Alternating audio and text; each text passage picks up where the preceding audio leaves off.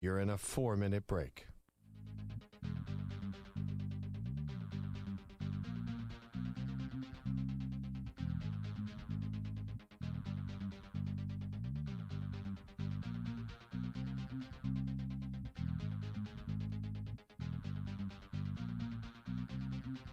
Three minutes remaining.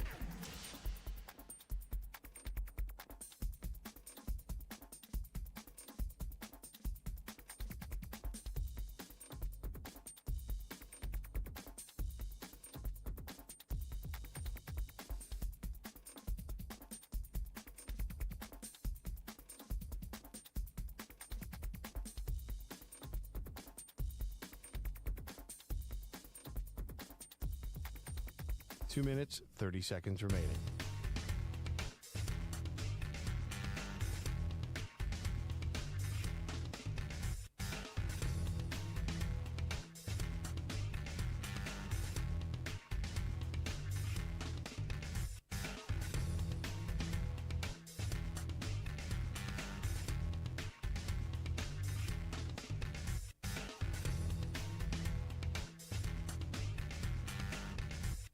Two minutes remaining.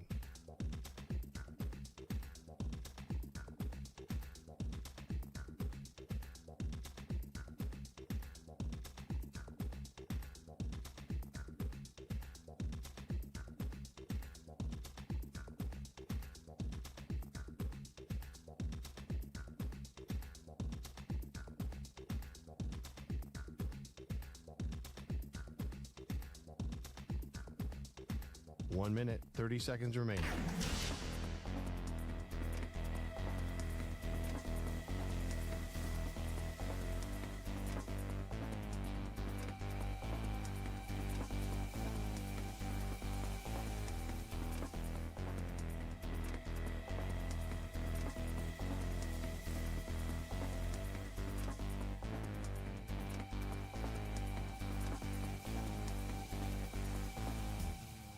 One minute remaining.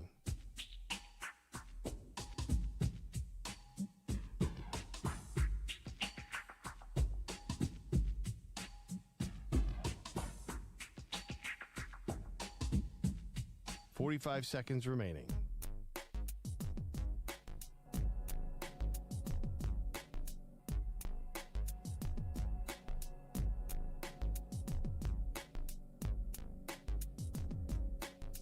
Thirty seconds remaining.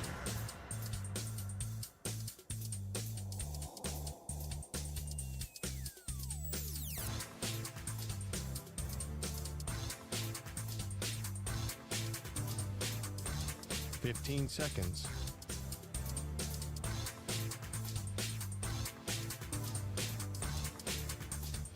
Break ends in 5 seconds.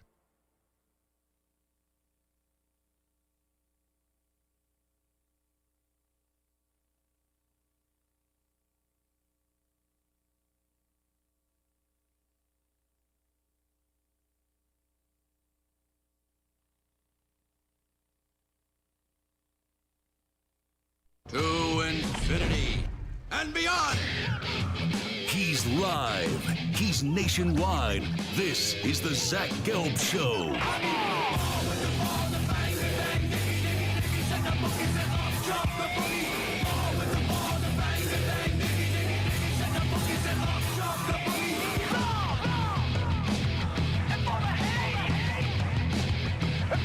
Here's your host, Zach Gelb.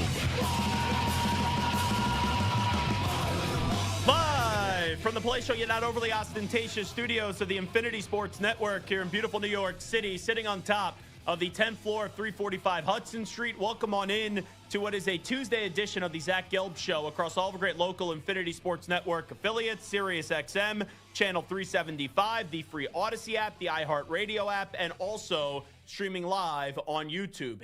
888-710-4ISN is the number to jump on in. That's 888-710-4476. You could always get at me on Instagram, where I'm straight flexing, or via the good old cesspool of Twitter at Zach Gelb, ZachGelb. Also on TikTok, the Zach Gelb Show. And we are fired up to be here on what is a very busy Tuesday as we do come to you live from our Infinity Sports Network studios. Last night You had 2 football games where I didn't love what I saw, if I'm just being honest, from any of the 4 teams. Baker Mayfield, he is the definition of grit. I was questioning them going for it on that 4th down, even with how late they were in the game. But Baker Mayfield just found a way to turn garbage into gold by getting that 1st down. And we know that the Tampa Bay Buccaneers eventually do win the game. The Texans, very disappointing. We'll delve into that in more in just a bit. But that offense, the line stinks. CJ Stroud continues to regress as a quarterback.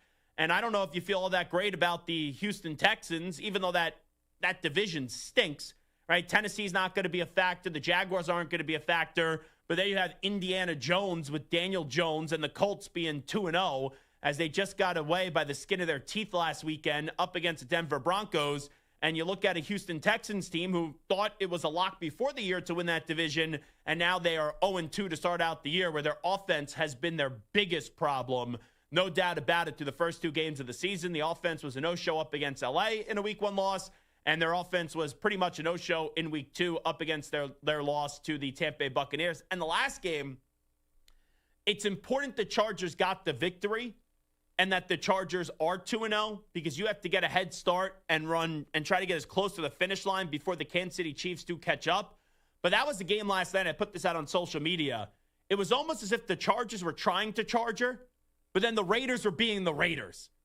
That's what that game was. How many times did the Chargers try to allow the Raiders to get back into the game and basically hand them the game on a silver spoon, and then Geno Smith started to be the Geno Smith that we saw with the Jets and not the Geno Smith that we saw the last few years with the Seattle Seahawks, because that was just really, and I mean really ugly from Week 1, where if you look at the Raiders, it wasn't like they played a great game up against New England.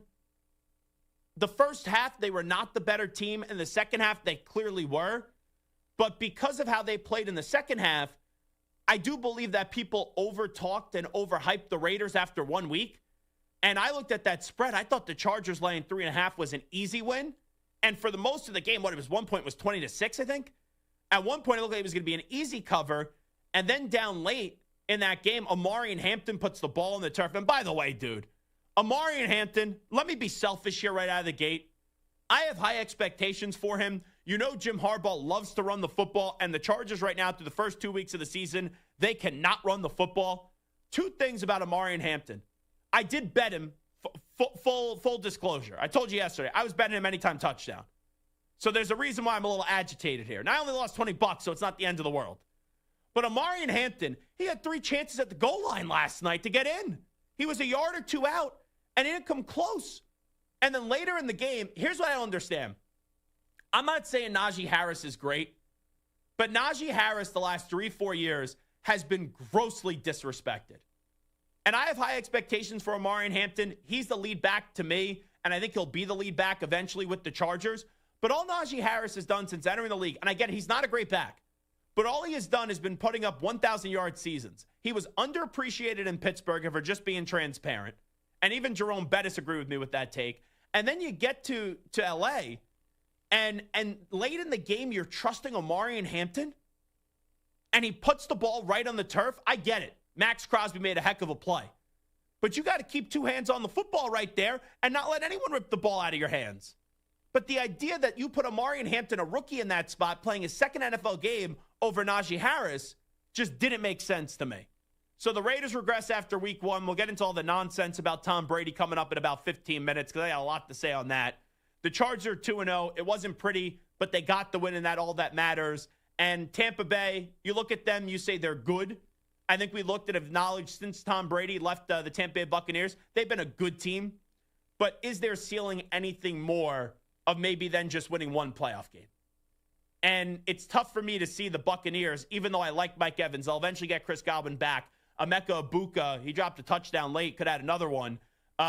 But he's a good young player. Bucky Irving is phenomenal. Their defense is obviously solid. Not as good as it was a few years ago, but still solid. And you look at Tampa Bay, they're a good team. But there's a big difference of being a good team and a great team. But let me start off with the Houston Texans, because I'm concerned about the Houston Texans. I didn't think I would ever say this throughout the course of the season, and I'll say it today. Not only do the Colts have a chance to win the AFC South? They are really alive to win the AFC South.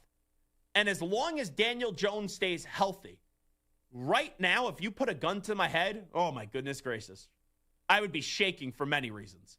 But if you put a gun to my head and I look at this AFC South right now and I see the Tennessee Titans, I like Cam Ward, they're not winning the division.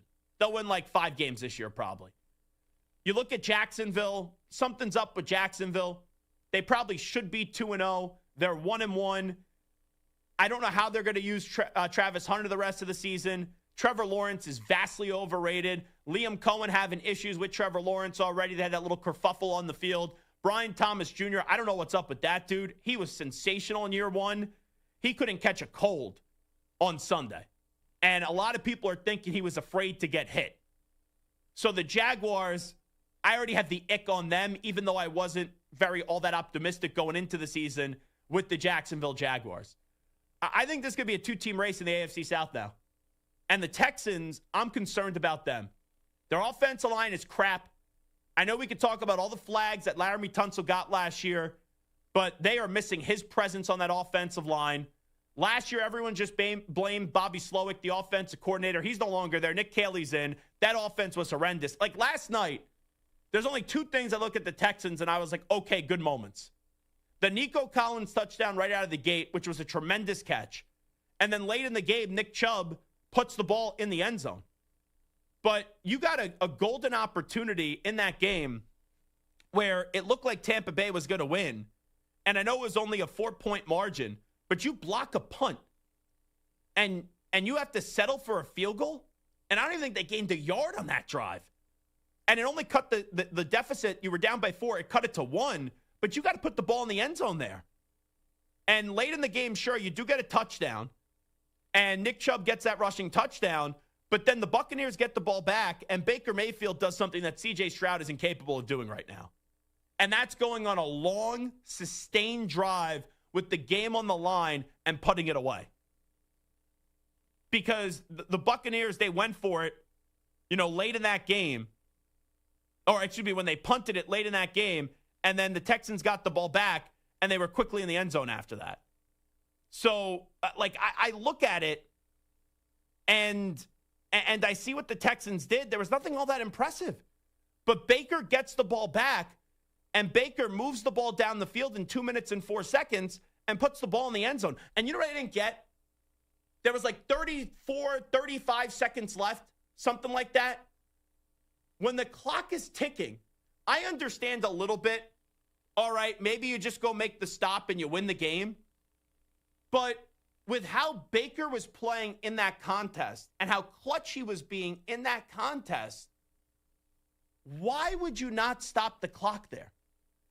Because if the Buccaneers score a touchdown, which they did, and then they didn't get the 2-point conversion, it's almost in a spot where you got to leave yourself some time.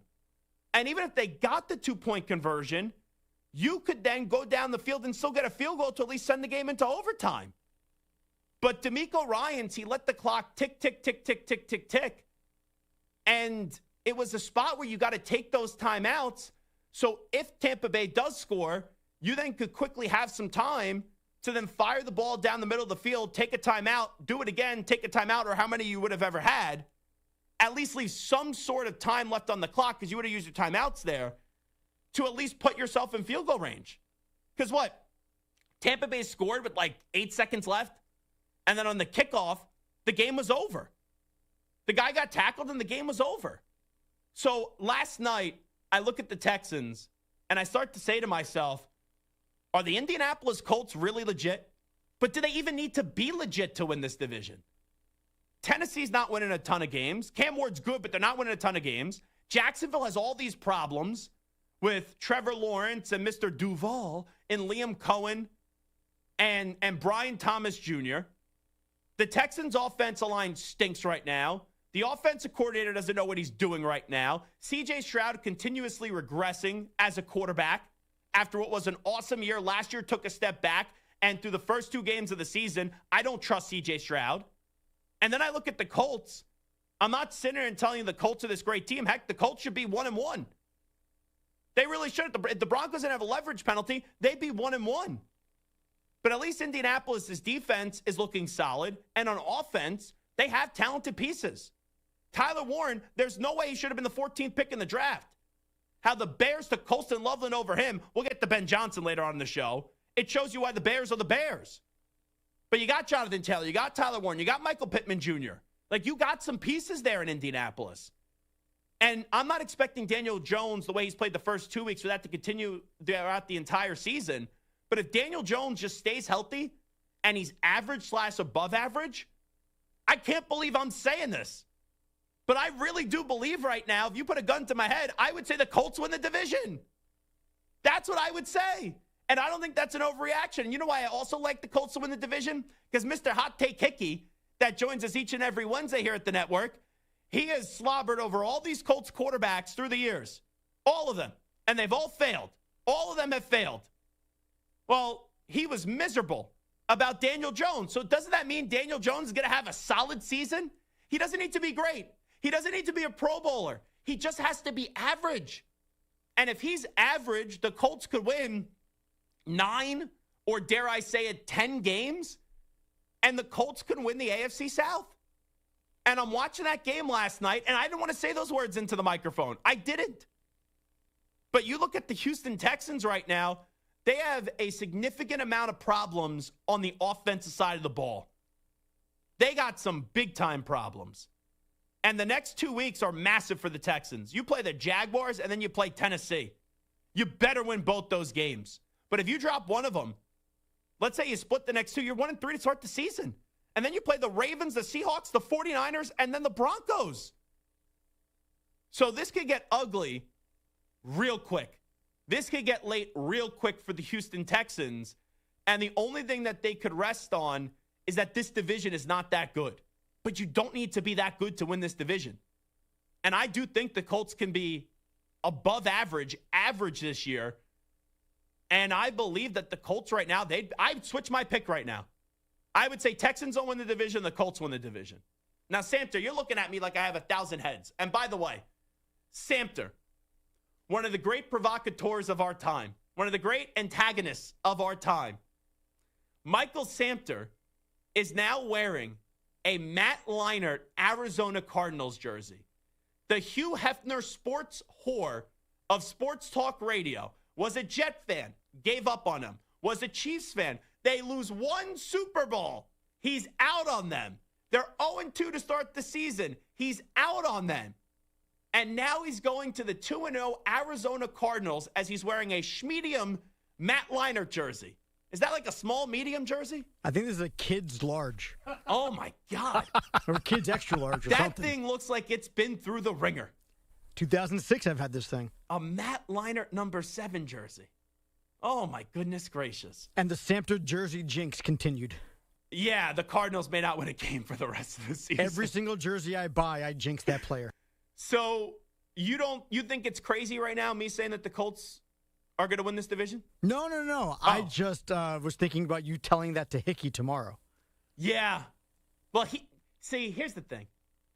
I think he's starting to realize his powers. So I don't think it was an intentional mush. But it doesn't take much for Hickey to believe in his teams. It really doesn't. And after a 2-0 start and the Texans being 0-2, and I know he has no respect for the Jaguars, and I know he has no respect for Tennessee, even though both those teams usually do well up against his football team, and the Colts can't win in Jacksonville. But usually, Hickey takes the bait very early. So I think tomorrow, when Hickey joins us at 3:40 p.m. Eastern time, he'll probably give you one of these. I'm not going to go there, but I don't think it's crazy. Except his voice is going to be up a few octaves there. I don't think it's going to be crazy, guys. You're not going to go there. You really could be Mickey Mouse. You could. You sound like Mickey Mouse when you speak like that. Hickey Mouse. Hickey Mouse. And then we get to the Chargers and the Raiders. Jesse Minter, by the way, is going to be a head coach one day, the defensive coordinator for the Chargers. The Chargers, I don't walk away thoroughly impressed with them, but they are 2-0. They beat Kansas City last week. Impressive. Divisional games are always tough. They were the better team for the majority of the game, but there were multiple moments in that game where the Chargers were begging the Raiders to put them out of their misery, and then the Raiders just couldn't do much. Stu, I know after week 1 you were pleased with your Raiders. After week 2, where are you at with the Raiders after seeing what they did up against the Chargers and where they didn't play well, and then the Chargers were trying to give them the game, and then the Raiders still couldn't find a way to do anything with it? Definitely less pleased than week 1. I'm not surprised they lost. I'm more surprised how bad the offense looked. I mean, they really couldn't do much of anything. They couldn't run the ball. They moved the ball a little through the air, but Geno was kind of running for his life, and then he obviously threw those 3 interceptions. So I think the offense has a lot of work. The defense I was actually kind of fine with, but the offense was not good at all. What's going on with Ashton Genty? I think Genty's incredible, but that to me, and you saw him get a little bit frustrated last night. At least it looked that way. And then he had a chance to break one off, and I believe it was a shoestring tackle, and he got up and he kind of jumped up and down because he was frustrated. That line in Las Vegas, is it really that bad? Because when I watch it, and Genty, what made him so great at Boise State, and they need to run the football more, but what made him so great at Boise State, even though they had a solid offensive line, even if there were guys right there, he would bulldoze through people. That's the biggest adjustment, I think, to the NFL, is if your line is not that good, it's tough to really make yourself look like a good running back when the line just stinks.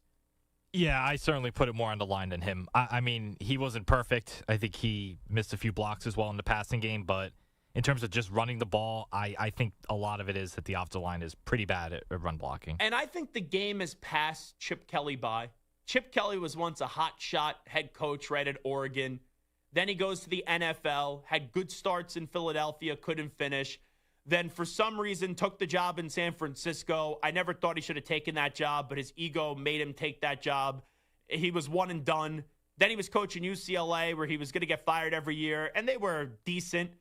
But then he wanted out of UCLA. Sure, he wins a national championship last year at Ohio State. He did a terrible job in that approach in the Michigan game, and ultimately the talent just did prevail with him at Ohio State. I don't think he's a brilliant play caller anymore. But where I got annoyed with Chip Kelly, who, by the way, ran LaShawn McCoy out of town in Philadelphia, so maybe his relationships with running backs isn't all that great. Chip Kelly trying to change the stance of Ashton Genty in the summer, if it's not broken, why try to fix it? And that's where in the summer, like how I got the ick with Ben Johnson, how I've got the ick with Mike McDaniel, the 3 coaches I have the ick with right now, Ben Johnson, Mike McDaniel, and then also Chip Kelly. Stu, I just don't think he knows how to properly handle Ashton Genty. I would agree. He needs more touches. They need to get him involved. And that's the thing. Like, if they can't run the ball, then get him involved more in the passing game. Mm-hmm. You know, I just think, and I think that'll come over time. But, yeah, Chip Kelly has definitely not had the best start as a coordinator for the Raiders either. It is the Zach Gelb Show on the Infinity Sports Network. Coming up at 3:40 p.m. Eastern Time today, we have a new Shep wrap for you. Also, the tip line has been working. We may have to do some imaging for this, the Zach Gelb tip line, and just kind of make it a segment. I had a listener reach out to me that Maggie Gray this morning was talking about Michael Samter. So we will tune in and hear what Maggie Gray had to say about One Moist Mike. Only good things, I'd imagine. If it was Bilotti saying it, I would say no. Maggie, I think it could be good. It could be bad. I don't know. Maggie's always been a kind of a wild card. You never know what she's going to say into a microphone. Like when she got here to the Infinity Sports Network, at the time CBS Sports Radio, I said, what could we expect with Maggie and Perloff? And she said, hookers and blow. That's how she promoted the show. I am not making that up. That is what she said. And I was not expecting that from one Maggie Gray. So we'll get into all that at 3:40 p.m. Eastern Time. But we come on back. This Tom Brady conversation is ridiculous. And I will give you my thoughts on it when we return in 5 minutes. You're in a 5-minute break.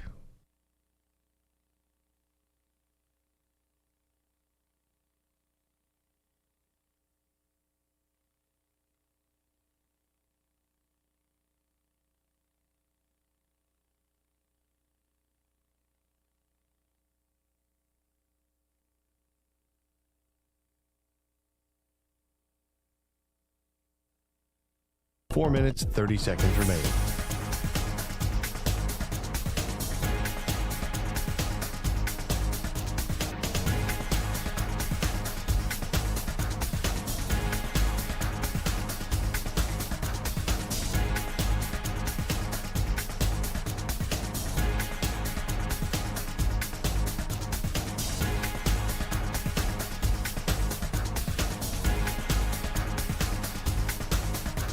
4 minutes remaining.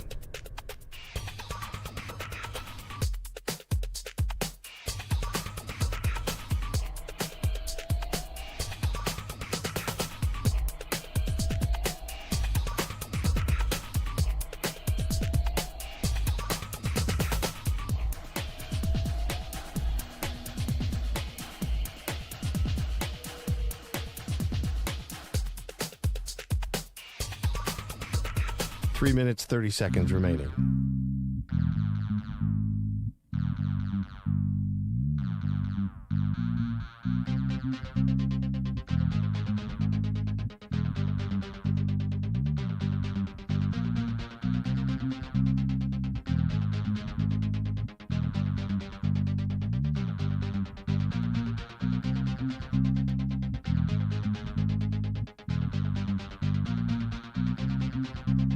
Three minutes remaining.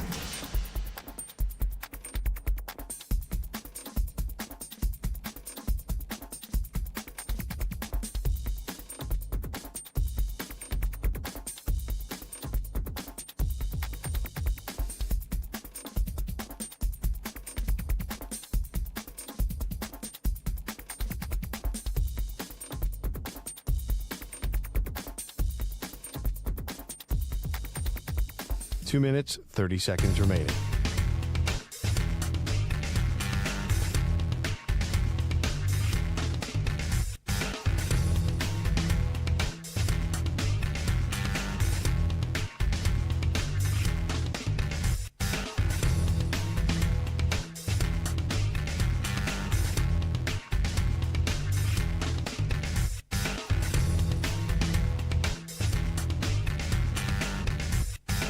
Two minutes remaining.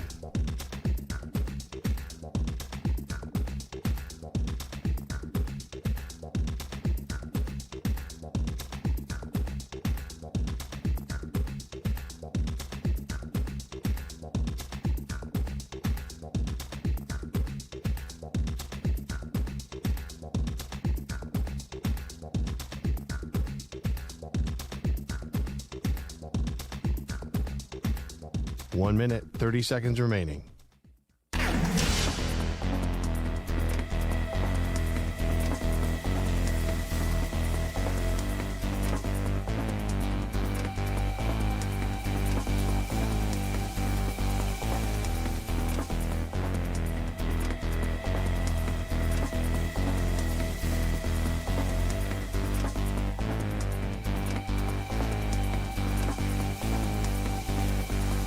One minute remaining.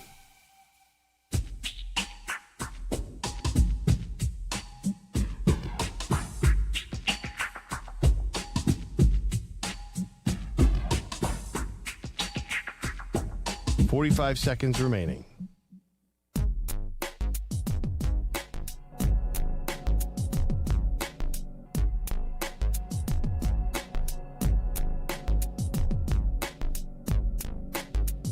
Thirty seconds remaining.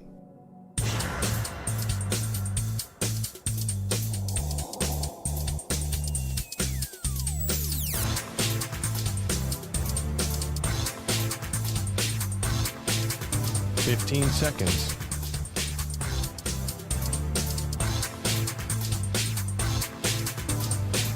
Break ends in 5 seconds.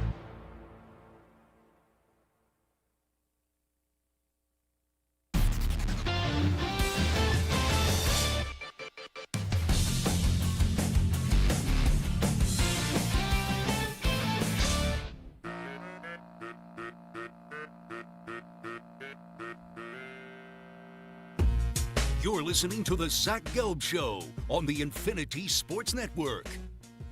Alrighty, this is Zach Gelb Show on the Infinity Sports Network. So let's get into this Tom Brady stuff from last night.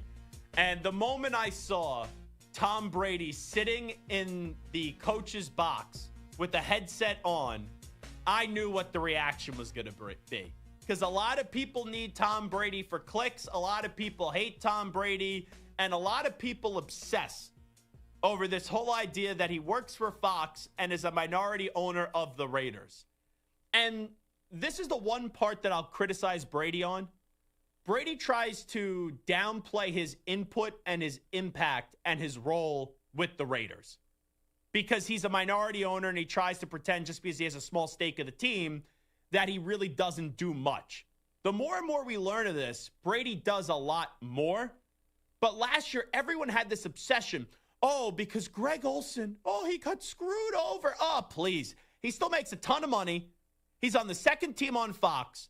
And Greg Olsen, no offense, he was a good tight end, not a Hall of Famer, right? People remember him from Miami with the whole 7th-floor crew and all that.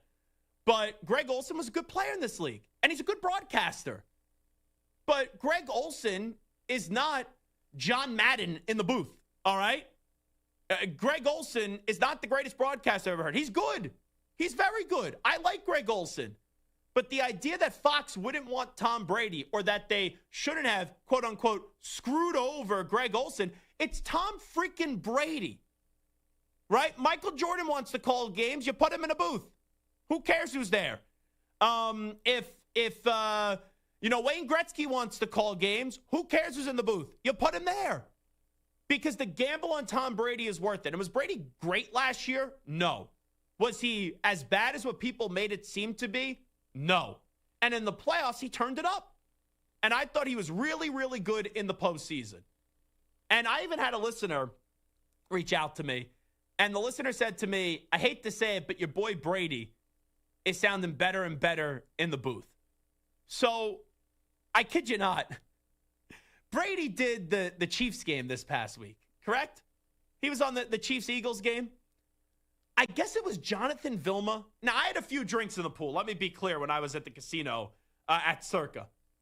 I had a few drinks in the pool, and maybe they were changing the audio, but it was during that 1 p.m. Eastern time game because the 1 o'clock window, it was Bears and Lions, and it was Kenny Albert, I think, was on the call. And his color commentator is Jonathan Vilma.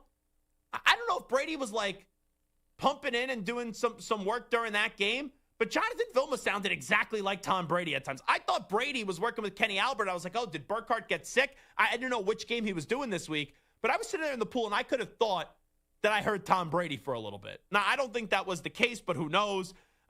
Maybe they were doing some, Brady was from Kansas City into the studio, but regardless, it doesn't matter. But the point I'm about to make here is you take the gamble on Brady if you're Fox. And in year one, he had all these restrictions.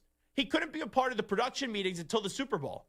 Well, very quietly in the offseason, it came out that Tom Brady could be in the production meetings. Now, he's not allowed to be in other teams' facilities. He's not allowed to be in other teams' practices. But what Brady is allowed to do is if the team's fine with it, he could virtually be in the production meeting. Or Tom Brady can meet with them off-site if the team approves it. So it's totally on the team what they want to give Tom Brady. Totally on the team. So let's say Brady's doing the game next week, Bears and Dallas. If Ben Johnson is afraid of Tom Brady and Ben Johnson doesn't want to give Tom Brady anything, then you could not give Tom Brady anything.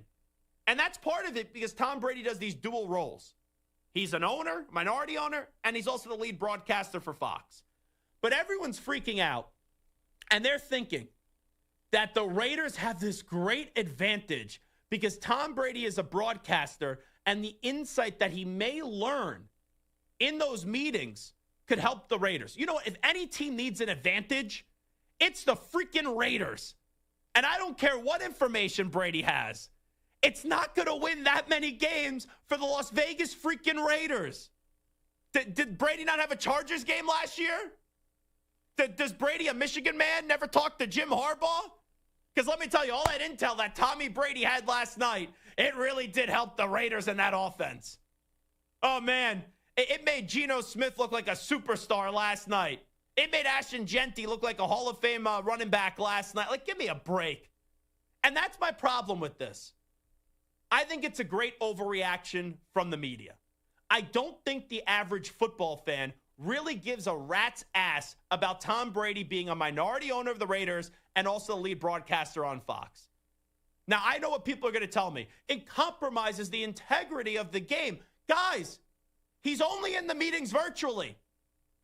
The team doesn't have to give him access.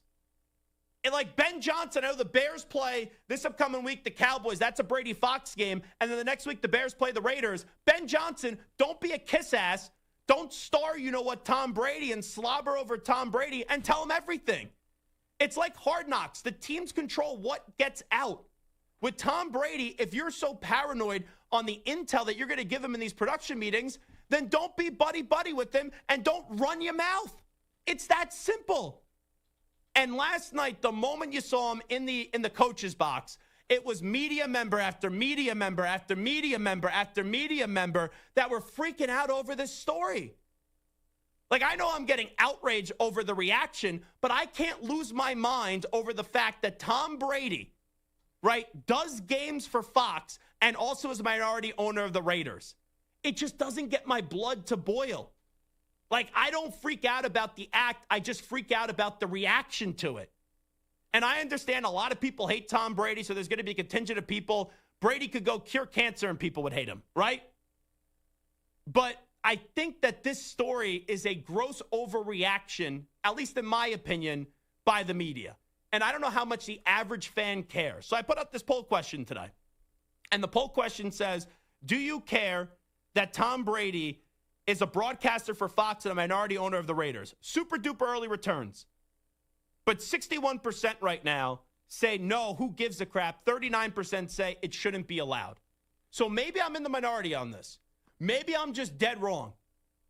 But these coaches, the players that talk to Tom Brady, how much are they actually giving Tom Brady? And I understand the value of the production meetings. I've talked to people, like I talked to Tiki today. He says he learns a lot in those production meetings when he was doing the games for CBS on TV. But I think most of those guys that talk to Tom Brady, they're probably just trying to hear stories from Tom Brady. They're probably just sucking up and kissing up to Tom Brady. And if your coach and your player sits there and gives Tom Brady all the codes to your team's offense or defense and what to look for, then shame on you. But I don't have a big deal with Tom Brady being a lead broadcaster for Fox, doing their color analyst on their number one team, their 8 team, and then also being a minority owner of the Raiders. But a lot of people have problems with this. So let's go to Marcus Spears. This was on First Take and ESPN on Tom Brady being in the Raiders booth last night. I hate it. It's abhorrent for me, for his job. I love it for his team. You 5% owner of the Las Vegas Raiders. Sit wherever the hell you want to sit at the game. If you want to be on the sideline with a headset on, go be on the sideline with a headset on. The Colts owner is. This should not happen with him being a commentator of NFL football games. It actually questions the integrity of the NFL. Now, teams have to be smart and not divulge information when he's on a call, because at some point, the Raiders are going to play the teams that he's sitting in on these meetings. And I don't know if anybody knows, and you know this, there's information shared when you have these pre-production meetings for games. There's plans that coaches have. There's guys that they tell you to be on the lookout for how we'll use them. So I hate it from that standpoint. Let's get to Mike Greenberg and Dominique Foxworth. They also hate Brady being in the booth. This is on Get Up on ESPN. This coming week, Tom Brady is scheduled to do the game between the Cowboys and the Bears. Right. The following week, the Bears play the Raiders. Yeah. That's why people, I think, are making a big deal of it. The thing is, you do not want the perception, the opportunity for any impropriety. And if you are going to take this risk, I would think that you would take this risk because the benefit was so great. In that case, it doesn't seem to line up necessarily that he's either such a great owner that he can't walk away from that, or such a great broadcaster that he has to also be an owner, or they just let him show up and talk and do the games. I would be upset or uncomfortable if I were a player. If you were a player, and let's say you're Ashton Genty or you're Brock Bowers, are you sitting there saying, oh man, that Tom Brady doing games, it compromises the integrity of our team, and people, when we happen to win a game every 3-4 games, people don't look at that as a valid victory? Come on. Who's actually thinking like that? And once again, if it's on the other side and you're a player, let's say you're Caleb Williams next week, and you're afraid that if you talk to Brady and really give him the secret codes, that Tom Brady then is going to go run it to the Raiders, then don't run your mouth. Just sit there for the 20 minutes that you're in the meeting and try to pick Tom Brady's brain. You don't need to give him all the answers to the test. Let's go to Boomer Esiason. This is on Boomer and Gio on WFAN in New York on Tom Brady in the booth. The fact that he's sitting in the Raiders coach's box is complete and utter BS, because the NFL is the ultimate competitive place. And you're allowing a guy to sit there who's a part owner of a team, which is fine, and now he's going to be meeting with these coaches and talking about players. That is utter BS as far as I'm concerned, because it tilts the balance of competitiveness. I know he's going to try to be objective, but how can you be objective when you're in this situation? And why are they allowing this? This is a real conflict of interest, especially him sitting in the coach's box. I'm sorry, as much as respect as I can have for a player, and I have had for a player, in this regard, this is completely goes against what the NFL is all about. These guys are going to get fired. You know, guys get fired, they lose jobs. This guy seems to be insulated for some reason. Again, the conflict of interest is startling. I think there's two reactions here. One, people like, oh, how can Brady be unbiased? I think that's an old take. I really do. This media landscape in 2025, how many neutral broadcasters do we have? Not many. Like, I give credit to Aikman and Herbstreit. Those guys, you can't tell who they root for. But I think it's a different media landscape now. So I don't think that's a big deal. What people are freaking out about, though, is that these teams are giving him these codes and he's running back to the Raiders. Then just don't give him the codes. He could do both. He could broadcast and he could be a minority owner of the Raiders. It's up to you that if he has access off-site or virtually in a meeting, not for you to run your mouth and tell him X, Y, and Z about the entire game plan for the game that he's calling. And then here's Devin McCourty. He was on Writer Than You with Bill Ryder right here on the Infinity Sports Network on his former teammate Tom Brady being in the Raiders booth last night. That was just a bad look last night for the NFL. You see him in the booth, headset on, with the coaches. It's like, wait, what? If I'm another team, I'm like, wait, hold on. All right, is he game planning with Chip Kelly? Is he talking about things that he's heard? I think it makes the mind wonder, and I think that's just a bad look when everything's always about the integrity of the game, making sure things are done the right way. I just didn't think that looked good. Again, like knowing Tom is not to say that, Tom's over here, he's doing X, Y, and Z. I think those are now the conversations you're going to have after seeing and hearing the report last night. Maybe I'm an idiot, maybe I'm a moron, maybe I'm a dope, or maybe I'm just on this island, and I'm right. But those are former players and like Marcus Spears, former player, Boomer Esiason, former player, Devin McCourty, former player, Dominique Foxworth, former player, Mike Greenberg, announcer. I talked to Tiki, former player. They all have problems with this. Let's hear from Pete Carroll. One more here. Does Brady talk with Chip Kelly in game? That's not accurate. We have conversations. I talk to Tom. Chip talks to Tom regularly. I mean, we have a tremendous asset. And so, and we all get along well and we respect each other. And so we just talk, about life and football and whatever it comes. And he has great insight. So we're lucky to have him as an owner. So there you go. Here's my only problem with Brady. Let's just not hide everything. Like, you have a significant role with the Raiders. Stop just treating like you're a traditional minority owner you don't have a say about much. That's the only thing I criticize Brady on. The dual roles, I think that's more on the teams, not to give them the information. That's just me. All right, it is the Zach Gelb Show on the Infinity Sports Network. We have another Shep wrap when we come on back. And also, did Maggie Gray throw a little friendly fire to one Michael Samter this morning? I'll give you that answer on the other side as well. We'll play you those audio clips. Update time first. Here's the Ackman, Rich Ackerman. Infinity Sports Network. Sports Flash. And it's brought to you by Advantage Gold. Did you know that gold has outperformed stocks over the past 25 years? It's time you added gold to your portfolio. To get started, call AdvantageGold.com at 800-900-8000 for their free gold investment guide. The Bucks improved to 2-0, but lost Kalijah Cansey. The former first-round pick is done for the year with a torn pec. Joe Burrow officially went on injured reserve. The Bengals have signed Brett Rippon. The Seattle Mariners have never won a World Series, never been to one, and they're looking to change that this year. With a dozen games left, they have a half-game lead over the Astros in the AL West. They've won 9 in a row entering tonight's game in Kansas City. Cal Raleigh has posted an MVP-caliber season. The All-Star catcher said they're capable of being dangerous in the playoffs. We got the pieces to do it. You heard Garver the other night, we got the pitching, the defense, the lineup, the deep lineup to do it. So we've had guys that have been here before. So, I have a lot of confidence in these guys and, the rest of the clubhouse. We've been playing loose. We've been playing free, which is good to see. And it's just continuing to do that. The Astros will host the Rangers this afternoon. First of two, the Braves defeated the Nationals 6-3. Paige Beckers, the WNBA MVP. Rookie of the Year, rather. I'm Rich Ackerman. The Infinity Sports Network is on your smart speaker. All you have to say is, play Infinity Sports Network.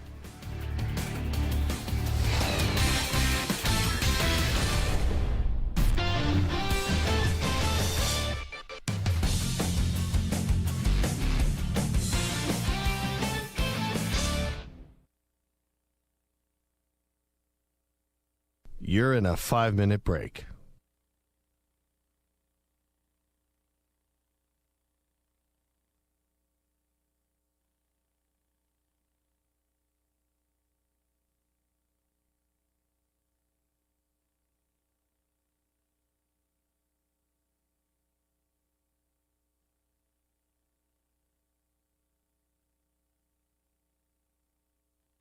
Four minutes, 30 seconds remaining.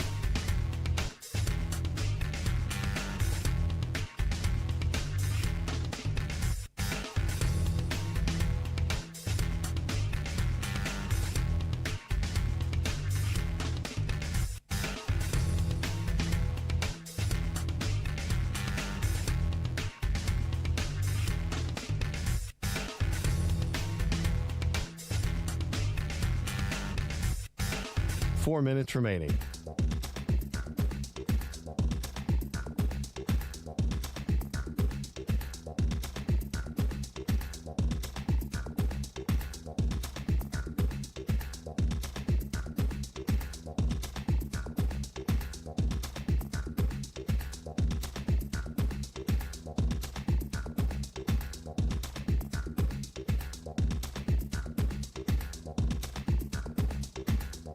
Three minutes, 30 seconds remaining.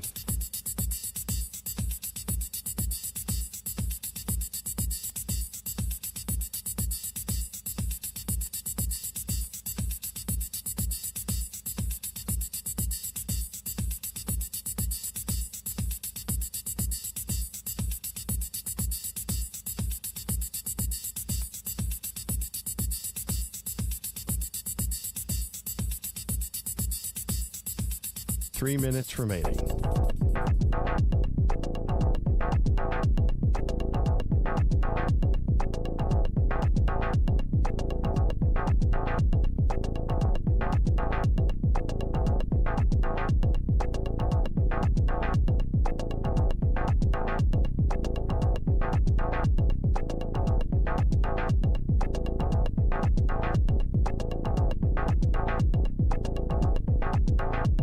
Two minutes, 30 seconds remaining.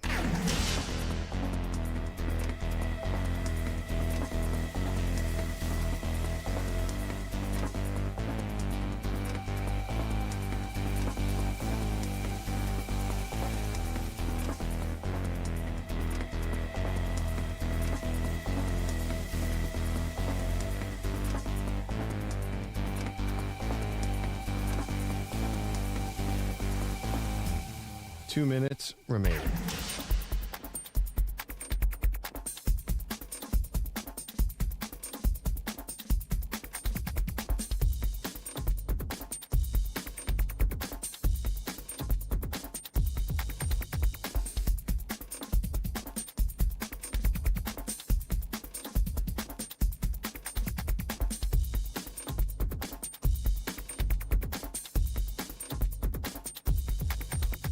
One minute, 30 seconds remaining.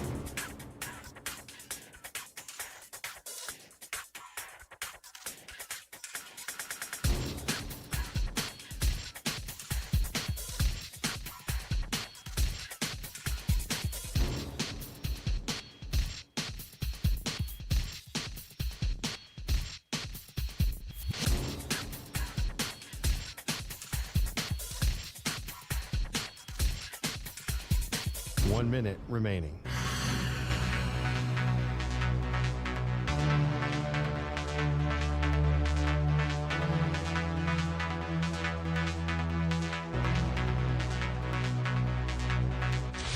Five seconds remaining.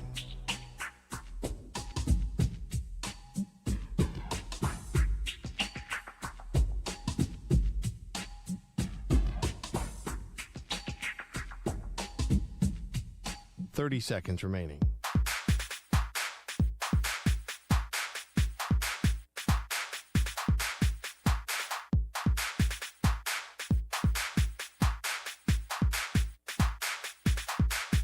Fifteen seconds.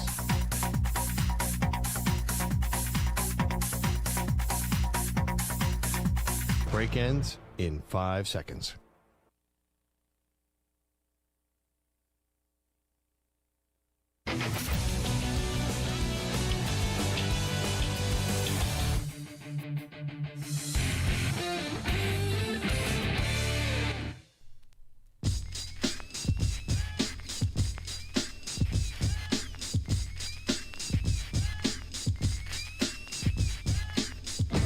You're listening to the Zach Gelb Show on the Infinity Sports Network.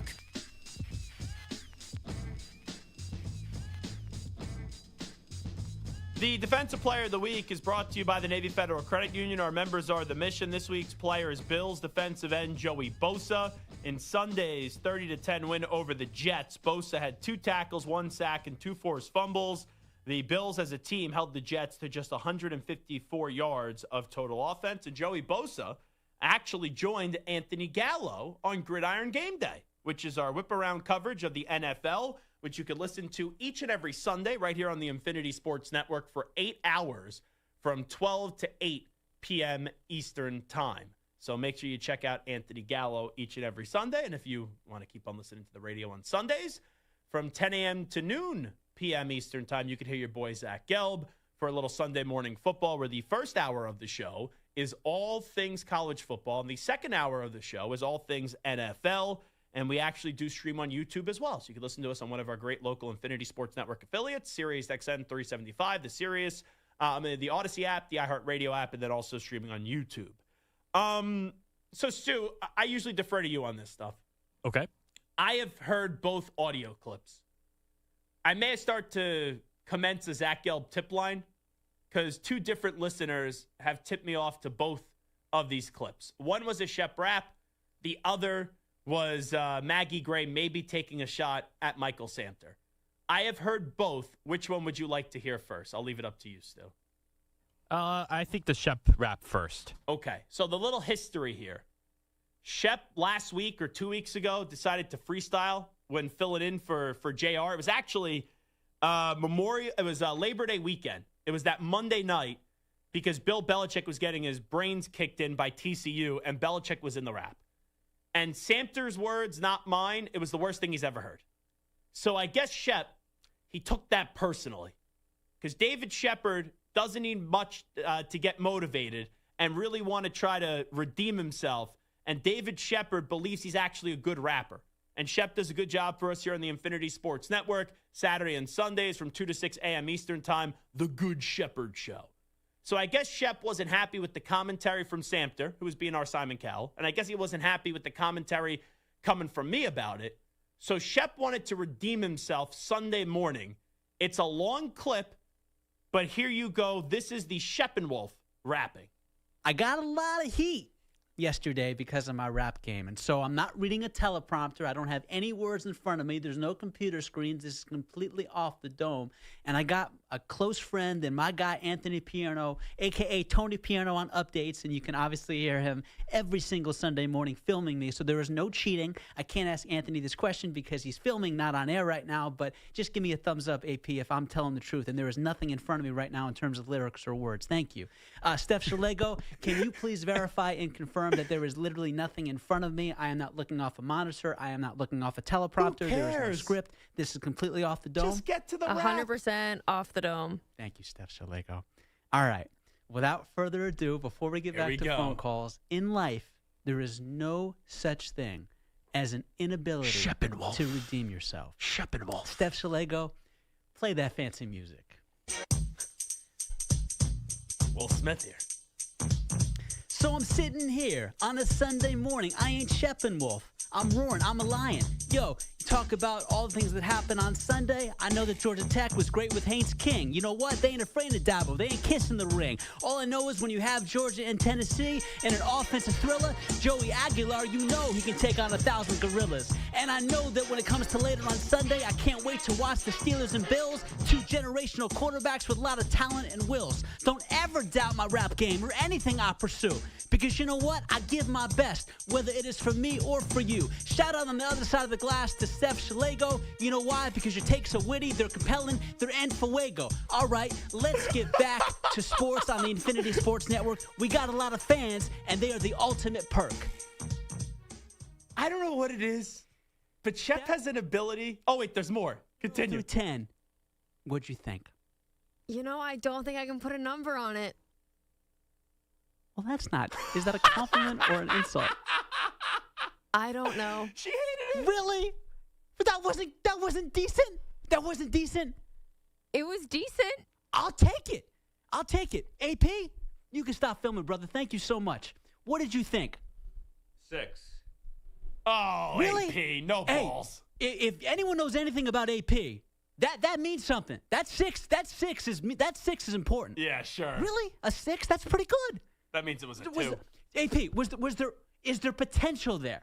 Is there potential there? Where does Mike go? Bueller? Thank you very much for filming, man. I appreciate it. I'm going to put that on social media. We'll see the reaction. Steph Shalego, thank you for being a part of that. Like, for a sports Chef talk just show wants her host, to give him a compliment. was that better than average? You know, you might be the only one I've ever heard do that, so sure. Okay. I've never met Steph, but she just let him down like really easy. Like she was being kind, and then she went back to it. Oh yeah, sure, you're okay rapping. I will say, it wasn't horrible. The first one was horrible. I was laughing for about 75% of it. He's got to work on the ending. The ending is just back-to-back weeks where it makes no sense. So I'm down for more Shep and Wolf raps. It gives us content. We're laughing at it. Santa, your thoughts? Yeah, I will say this. There's no chance that he didn't rehearse and practice that. Yeah. He may not have had that written down, but Shalego and Fuego, like there's no way he's coming up with that on the top of his head. And Aguilar, and what was it? It was like Aguilar, Thrilla and Gorilla or something? Something with Gorilla. Like there's no way that came off the Maybe top he of should his have head. just done Thrilla and Killa. You know, MC Zach right there. What up? And Haynes King ain't kissing Dabo's ring. He didn't come up with that on the spot. Come on, Shep. You didn't come up with that on the spot. Don't question the Sheppenwolf. Maybe he's going to do a diss rap on Santa this weekend. Bring it on, baby. I will also say this to this girl, Stephanie. I've never met her before, but she deserves a raise. It's kind of like saying, like, oh, you're my favorite brother. It's like, I'm your only brother. Yeah, exactly. Yeah. I haven't heard anyone else do this, so you're the best I've ever heard. I'll tell you, AP, who is like a tough guy, not afraid to voice his opinion. Weak. Very weak. I think he lost his cojones because there's no way that he thought that was a 6. Come on. And what happened with this mic? Ay. That was funny. When we come on back, how concerned are we about J.J. McCarthy and Joe Burrow's health? Also, did Maggie Gray take a shot at Michael Santa? We won't forget about that audio. We get to it next.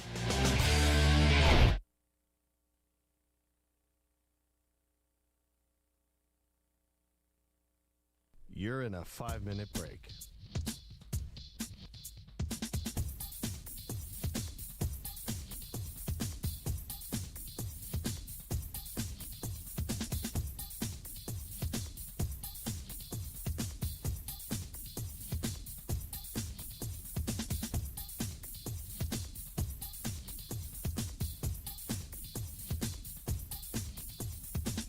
Four minutes, 30 seconds remaining.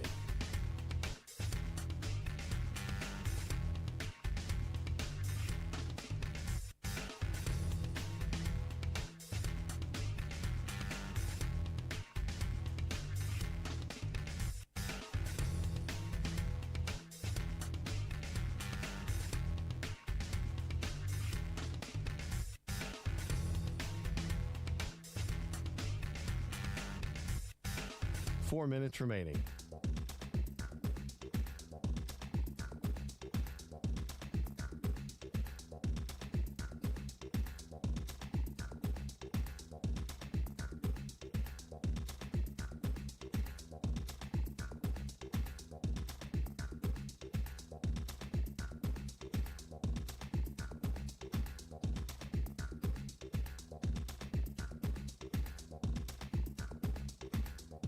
3 minutes, 30 seconds remaining.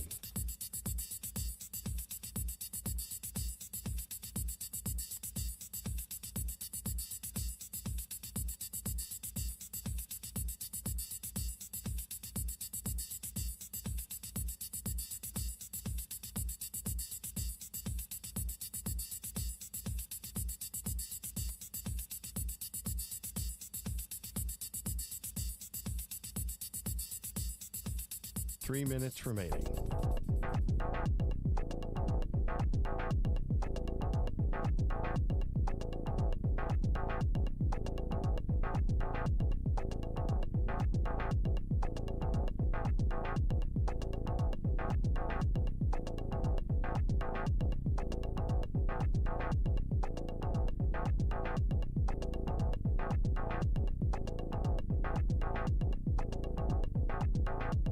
Two minutes, 30 seconds remaining.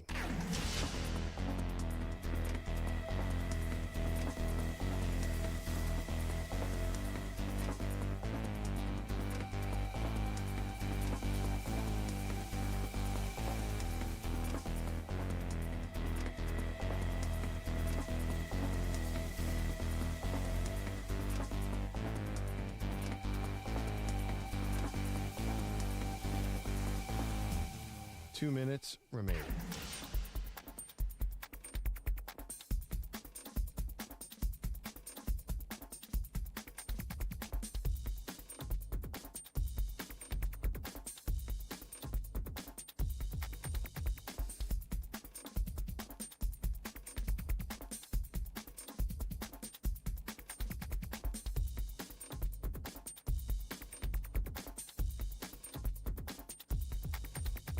One minute, 30 seconds remaining.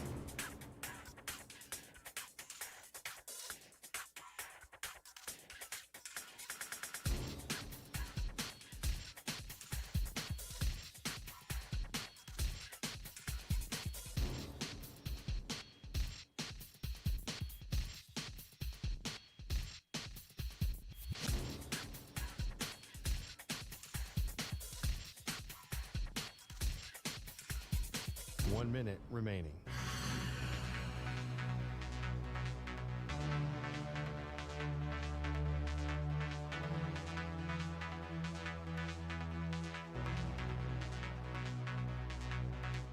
Forty-five seconds remaining.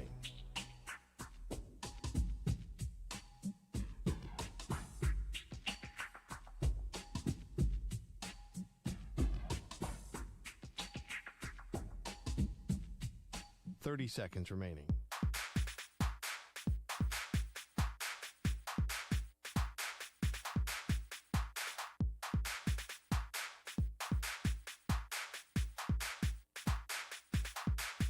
Fifteen seconds.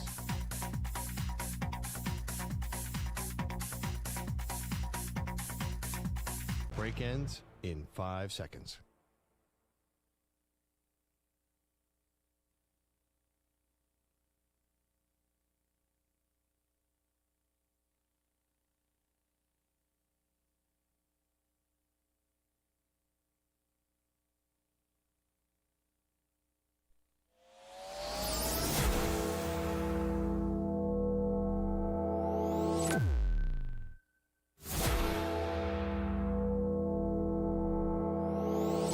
Infinity and beyond.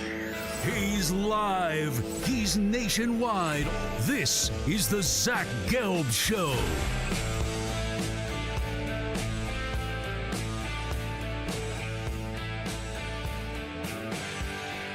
No, we're back. It is the Zach Gelb Show on the Infinity Sports Network. How long was the music running there, Stu? Just wondering. Like an extra 15 seconds. Oh, not much at all. No, I was not in the bathroom. Some people think that's the case whenever I'm late coming back from a break. I actually think I could be, you know, the guys in the NASCAR pit that change the tires real quickly? I wouldn't be good at changing tires. Full disclosure, I don't know how to change a tire. But with how quick they are in the pit and changing the tires, that's me in the bathroom during breaks of shows. Like, when I was in Las Vegas over the weekend, I had to go to the bathroom. I was, like, kind of worried because I don't know really I am.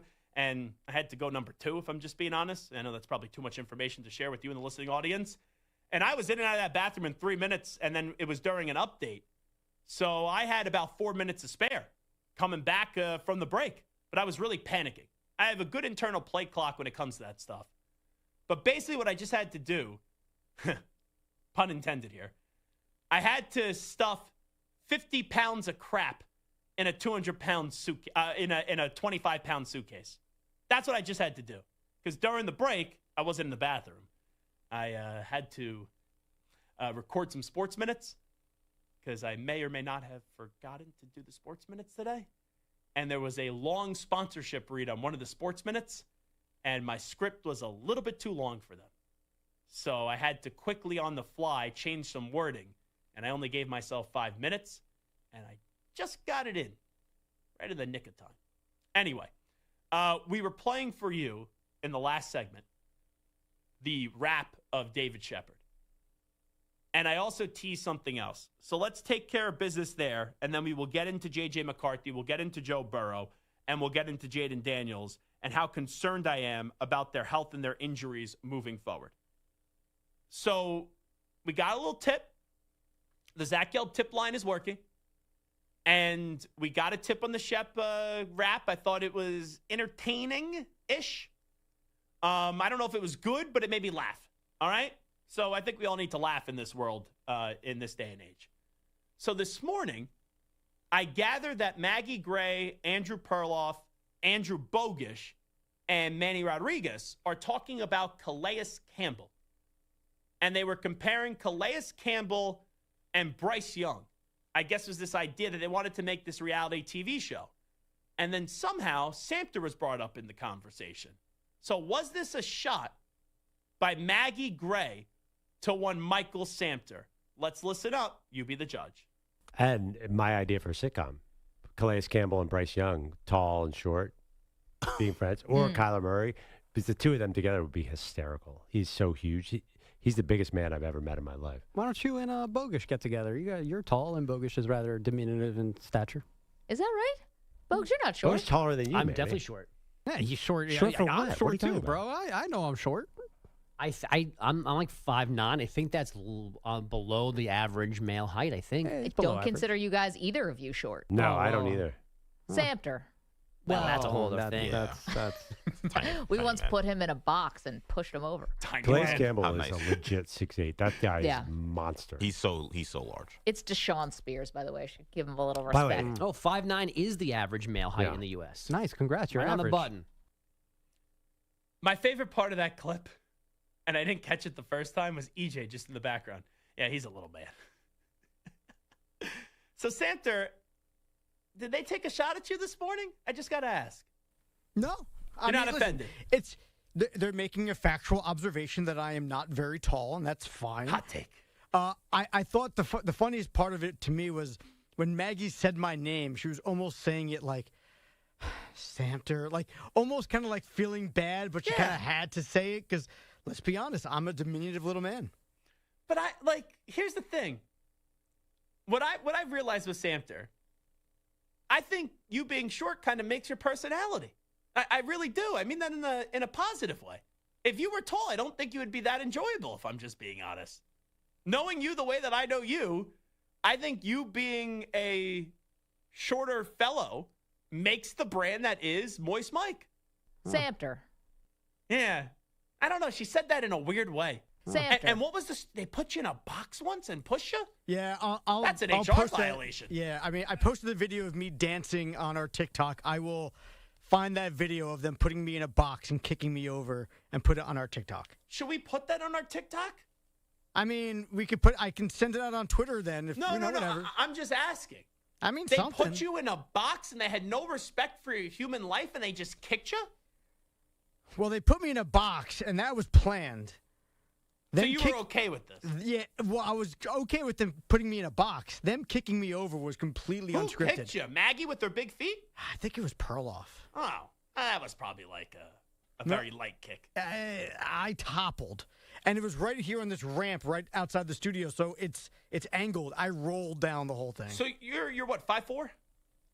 5'2.5". Okay, 5'2.5". I round up to 5'3". My old dating profiles all said 5'3".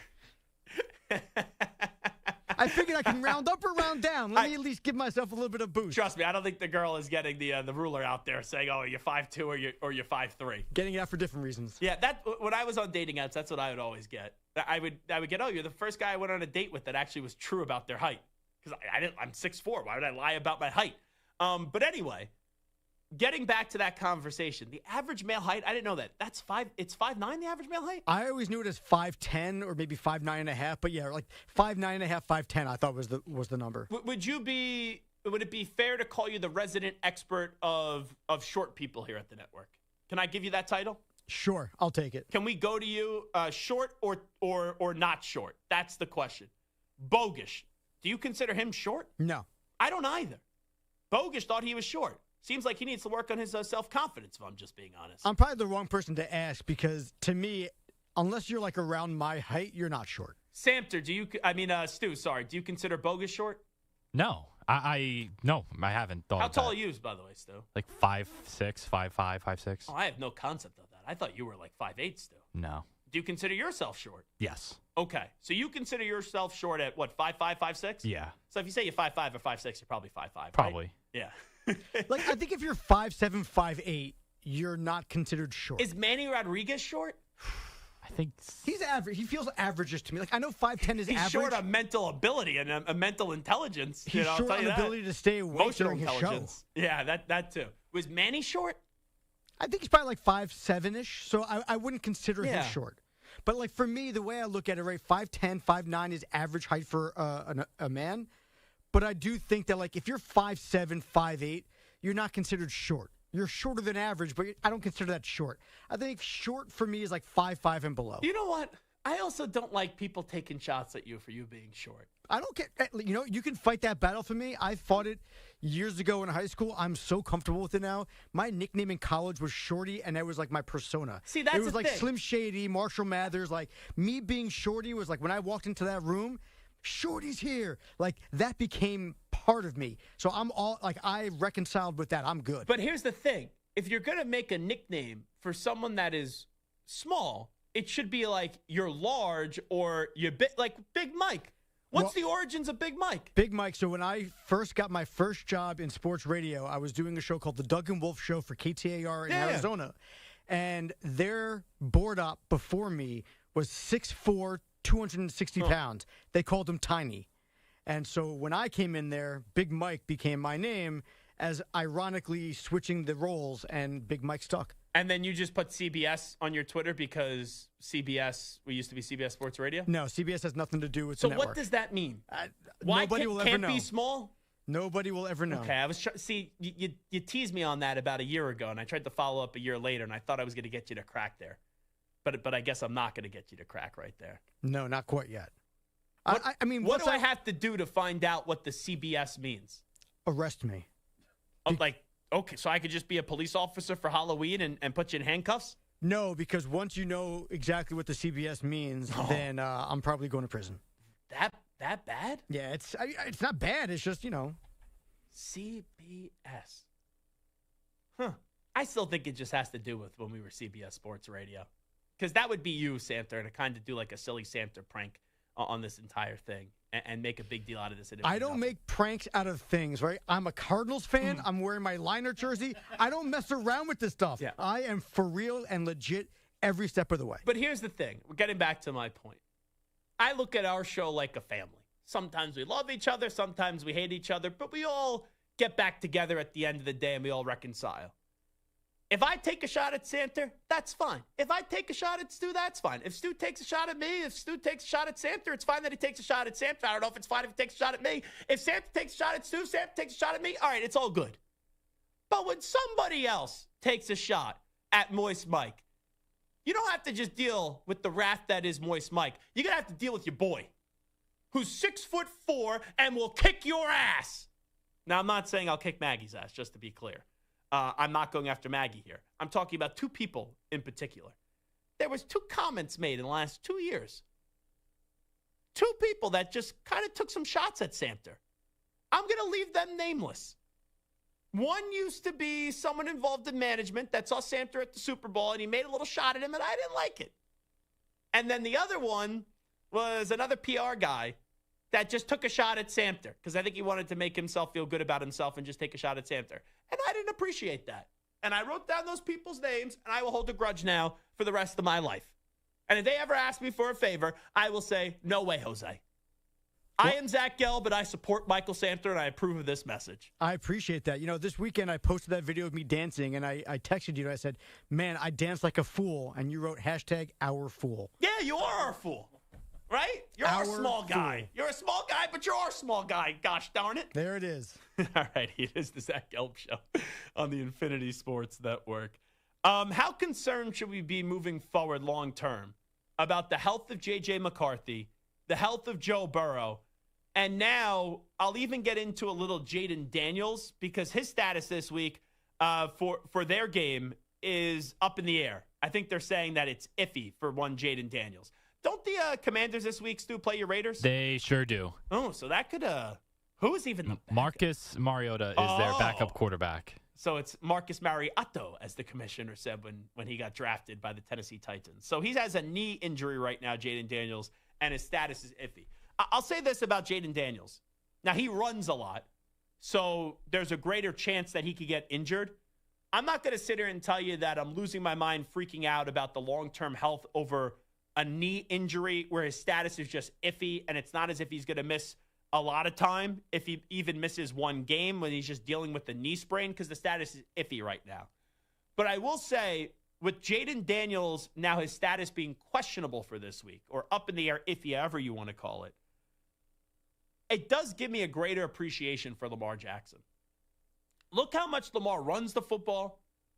And outside of the time when he broke the rushing record, I think it was, for quarterbacks, and he got popped, it was years ago, I was working for Sirius, I don't even really recall Lamar Jackson taking real big hits. Now, he gets hit throughout a game, but it's amazing at how much he exposes his body.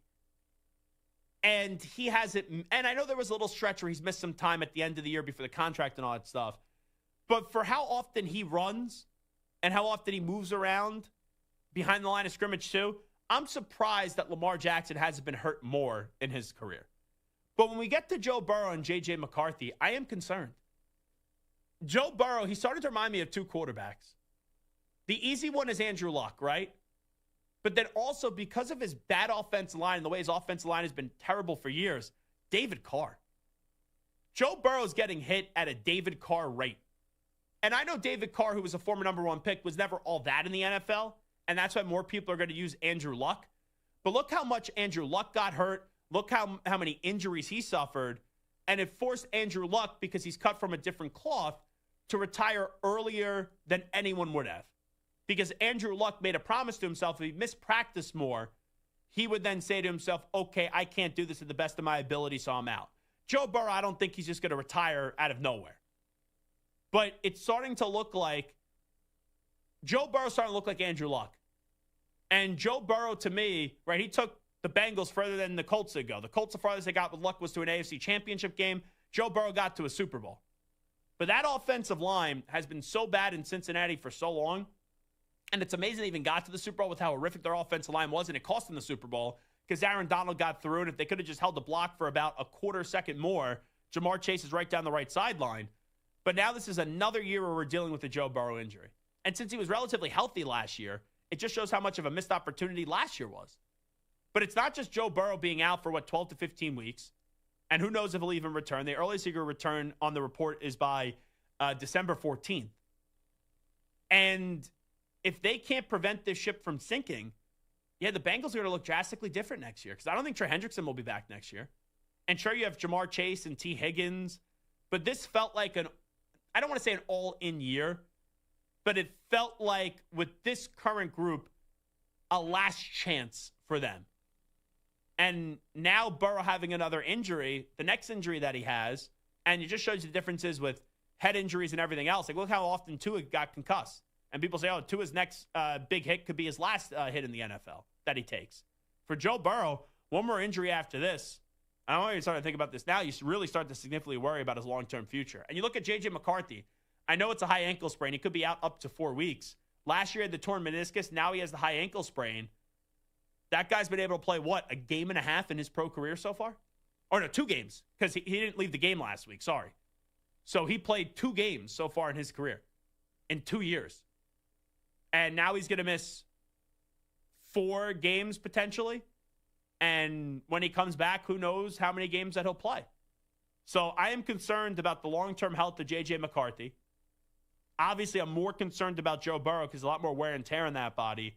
And Jaden Daniels, I'm not overly concerned yet, but it is a reminder and appreciation how we should appreciate Lamar Jackson for how much he runs and how Lamar hasn't really suffered that many injuries. It is the Zach Gelb Show on the Infinity Sports Network. We head to a news brief next. We will come on back in 5 minutes. The NFL season is rolling. Download the DraftKings Sportsbook app and use code GELB. That's code GELB, G-E-L-B, for new customers to get $200 in bonus bets instantly when you place your first $5 bet. Plus, you could be eligible to get over $200 off NFL Sunday Ticket subscription from YouTube and YouTube TV. In partnership with DraftKings, the crown is yours. Gambling problem? Call 1-800-GAMBLER. In New York, call 877-8-HOPE-NY or text HOPE-NY 467-369. In Connecticut, help is available for problem gambling. Call 888-789-7777 or visit ccpg.org. Please play responsibly on behalf of Boot Hill Casino and Resort, Kansas. Must be 21 plus. Age and eligibility varies by jurisdiction. Must be present in state where it is lawful to wager. Fees may apply in Illinois. Void in Ontario. Bonus bets are non-cash credits that expire 7 days after issuance. See sportsbook.draftkings.com/promos. NFL Sunday Ticket offer for new subscribers only and auto renews until canceled. Digital games and commercial use excluded. Blackout and other restrictions apply. Additional NFL Sunday Ticket terms at youtube.com/go/NFL Sunday Ticket/terms. Limited time offer valid until September 29th, 2025.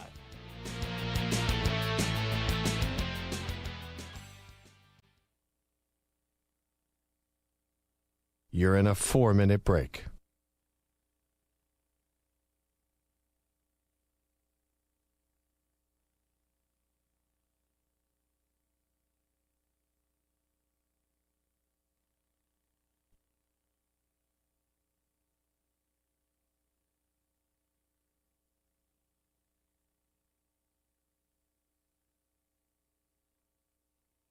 Three minutes, 30 seconds remaining.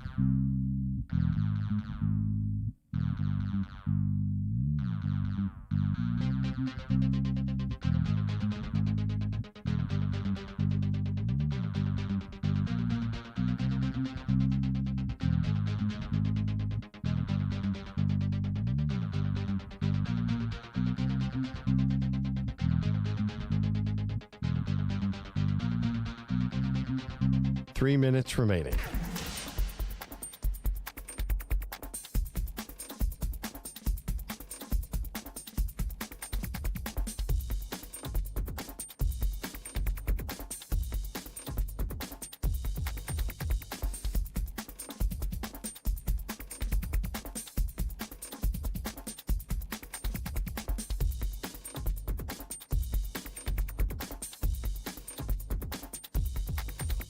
Two minutes, 30 seconds remaining.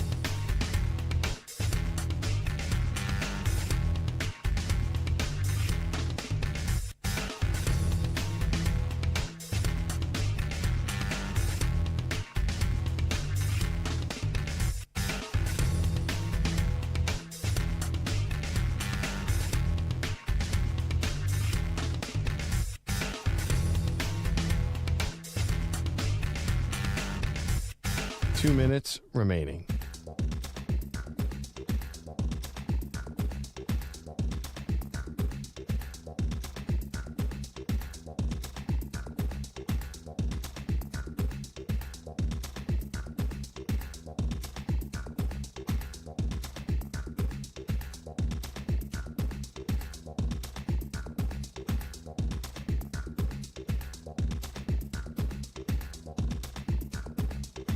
One minute, 30 seconds remaining.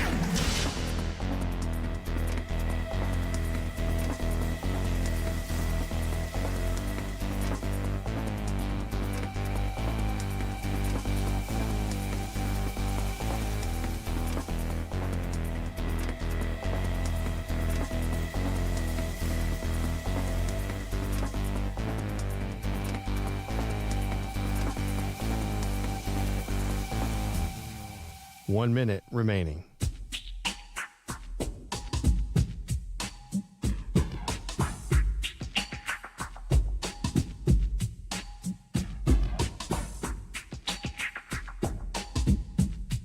45 seconds remaining.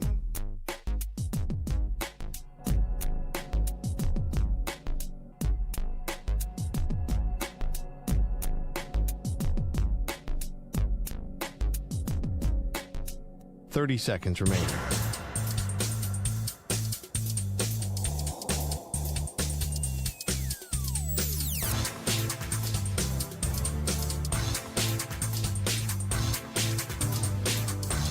Fifteen seconds.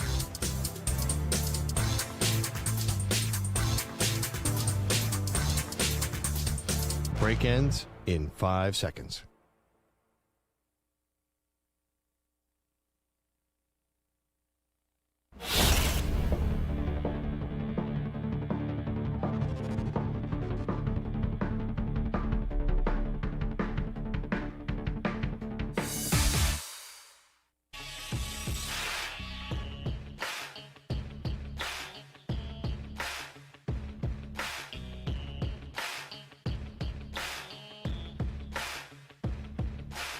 You're listening to the Zach Gelb Show on the Infinity Sports Network.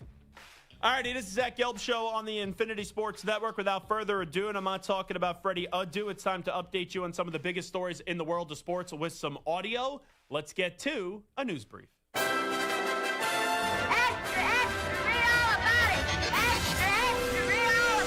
Time for your daily news brief. We get you caught up on the rumors, reports, and reconnaissance from the day in sports. So Jim Harbaugh is never afraid to praise his own players. I have not heard this one, though, yet. Jim Harbaugh says Derwin James, who's an incredible player, is the best safety ever? Go ahead. He was playing at the line of scrimmage. He was playing in the intermediate. He was playing in the deep half and the deep part of the field and blitzing off the edge. I've called him the best safety I've ever seen in the history of the National Football League. I don't think I'm going out on a limb there. Now, just in the last 25 years, Derwin James or Ed Reed? Ed Reed. Derwin James or Troy Polamalu? Troy Polamalu. Derwin James or Brian Dawkins? Brian Dawkins. And you know what? I'll even give you this take. And I know that he did go on to play for another team, but I don't even know if Derwin James is the best Charger safety ever. Derwin James or Rodney Harrison? You look at the playoff impact that Rodney Harrison had during his run in New England, and then what he did with the Chargers, I think Rodney Harrison, who should be in the Hall of Fame, is better than Derwin James. And I'm not taking anything away from Derwin James. He's an incredible athlete. He's so versatile. But to say he's the best safety ever? Like, I'm just going off the top of the cabase of those 3 or 4 right there, and I'm sure there's some others. That's a little bit crazy to me. Let's go to Pete Carroll and Ashton Genty's early struggles to this season. We're just getting started, We're just getting started. He's breaking into the NFL. He's figuring it out. When he had 11 or something carries tonight. Is that what he had? 11, yeah. He'll get more. That'll come. We're going to have to run the football better than we did, more effectively. Man, I think it's the line. I really do. I think it's the line. No doubt about it. That's the biggest problem. And I'm trying to think of others. Ronnie Lott, obviously. What about our guy, Leroy Butler? I would even say Leroy Butler, too. Those are just some, right in the moment that I'm thinking of. Would you even say he's the best safety right now? Jesse Bates, Minkah Fitzpatrick, Kyle Hamilton? I don't think it's crazy to say he's the best safety now. I don't. No, I'm not saying that's crazy, but I don't even think that he's the best safety right now. Like, he's probably in the top 3 or 4. But I think Jesse Bates, Kyle Hamilton, Budda Baker, those guys are all within that same, Minkah Fitzpatrick, all within that same conversation. Did you say Antoine Winfield Jr.? I did not, but he's right up there, too. He actually may be the best safety in the NFL. Like, if you had to say who's the best safety in the league, I would probably lead Antoine Winfield Jr.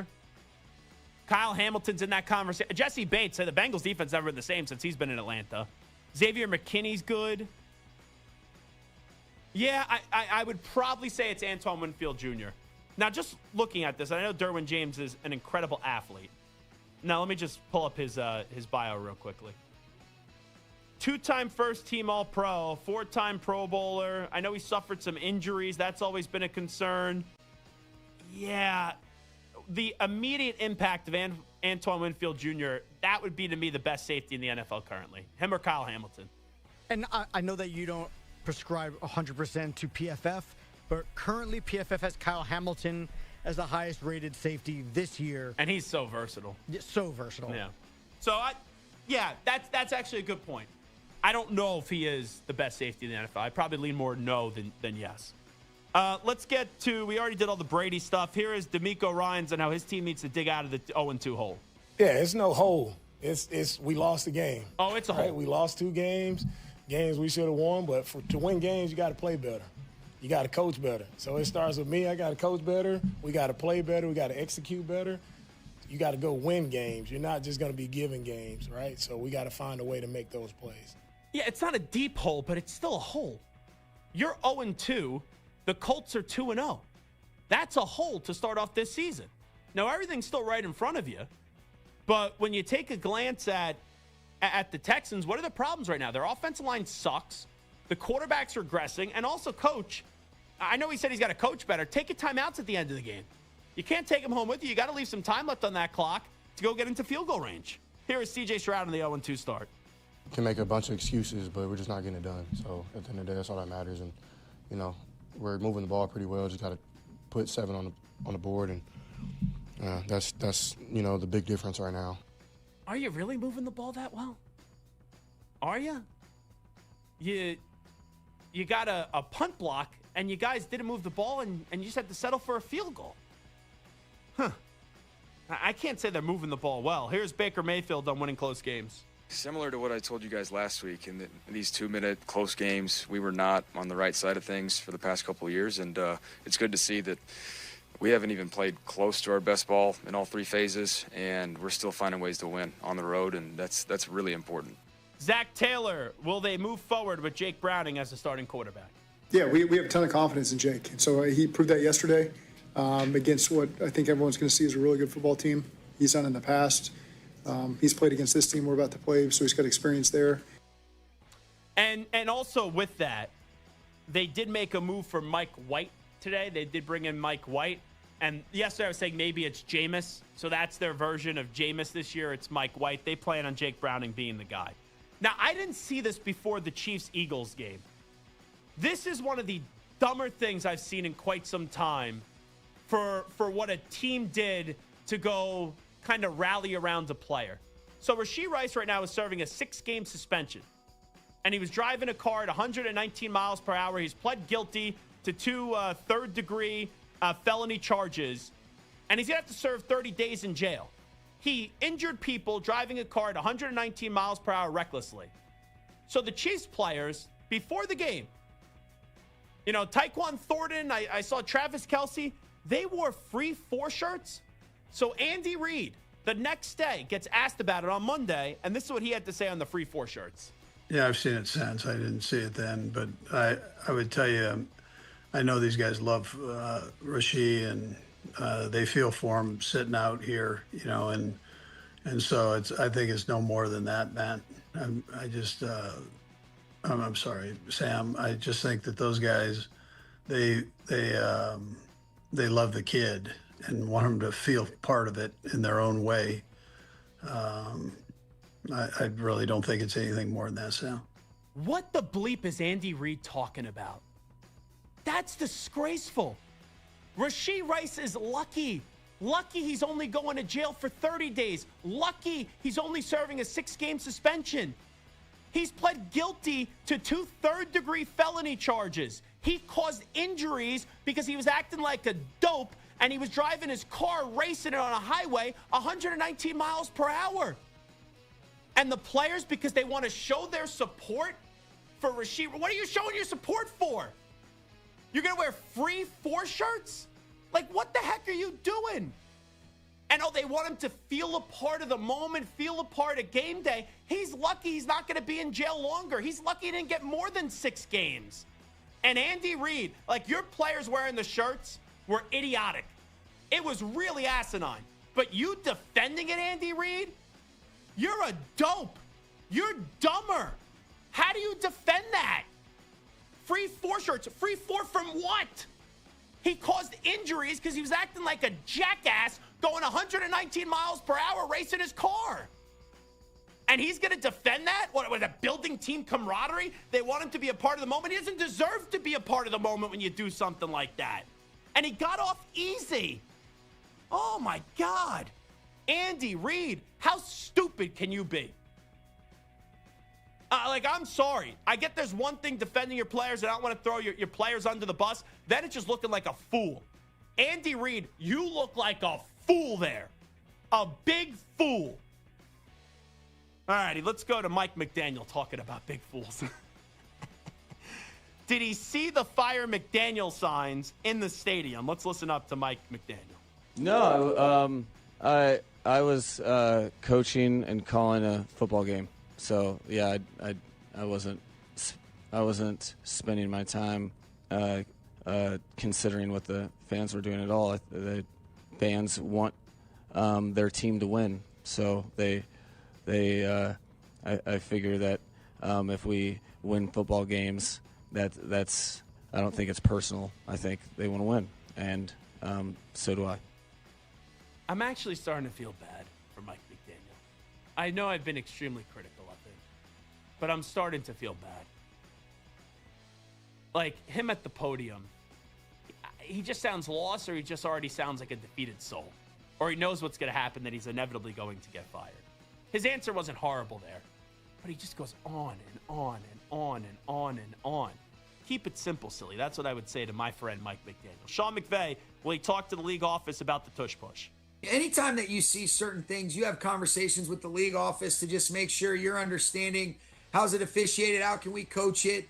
I did see some of those things last night, and that'll obviously be a big talking point because they're such a damn good team and it's such a successful play for them. So those are conversations with the league office, but I'm sure they'll have the same ones and operate within the confines of not getting a little bit of a rolling start before the ball is snapped. Yeah, I think the tush push is going to go away after this year. I think the tush push should stay first and foremost. But with that being said, when you look at it, it's so tough to officiate it because it's such a bunch of players basically just such in one small amount of space crowded on top of one another.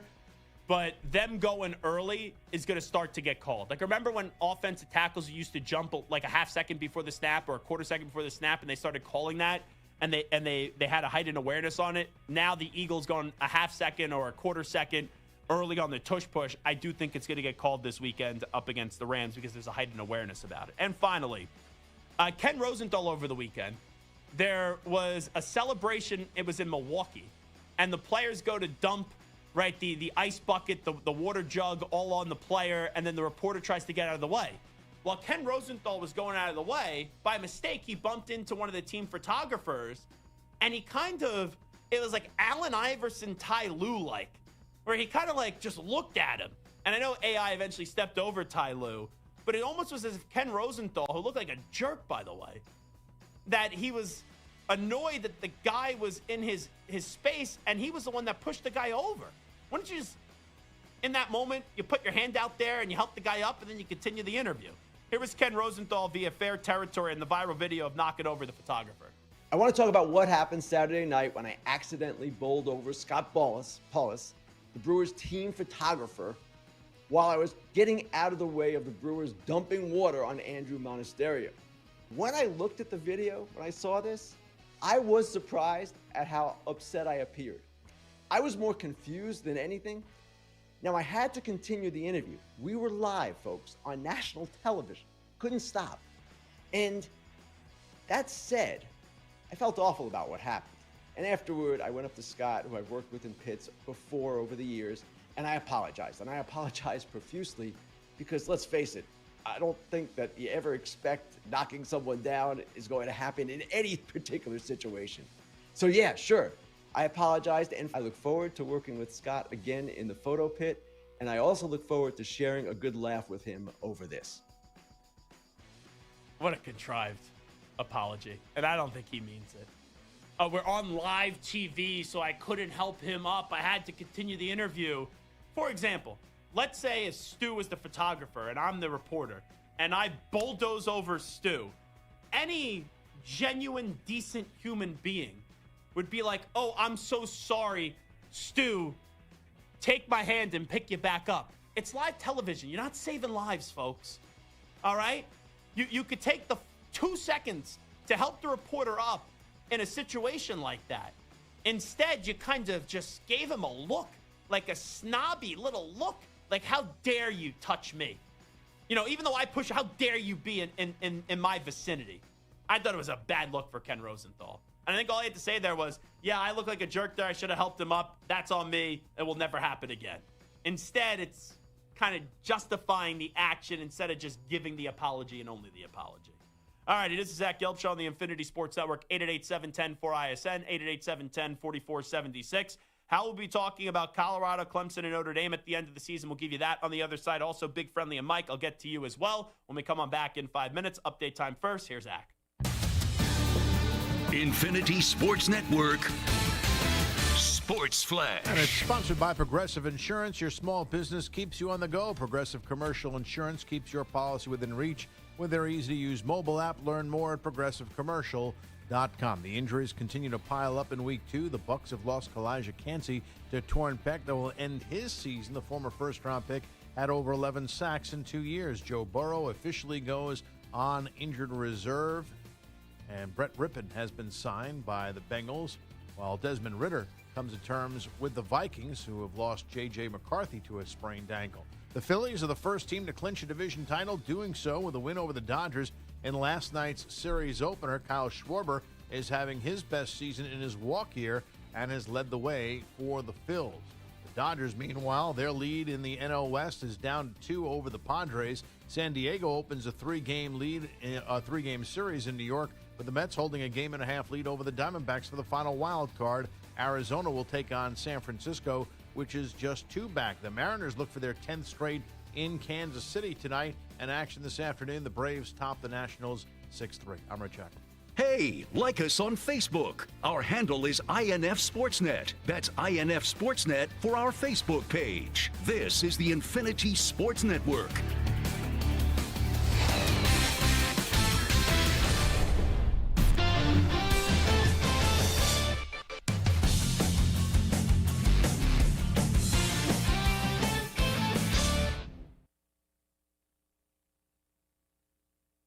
You're in a 5-minute break.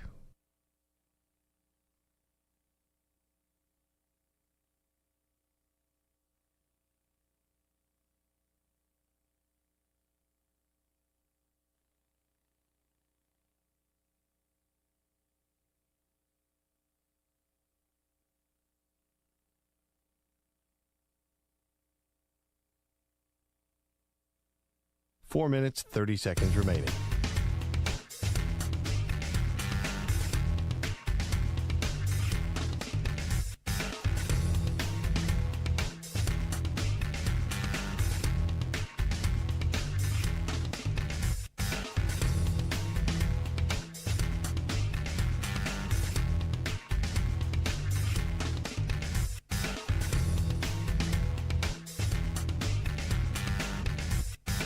Four minutes remaining.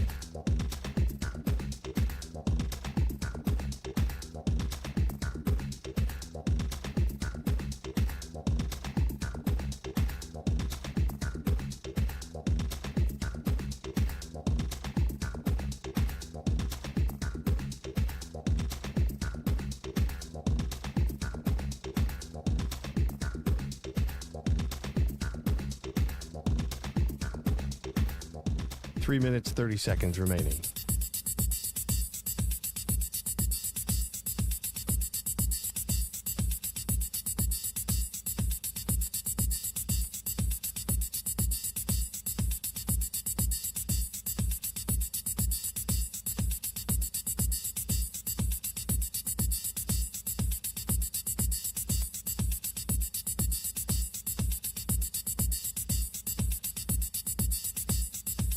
Three minutes remaining.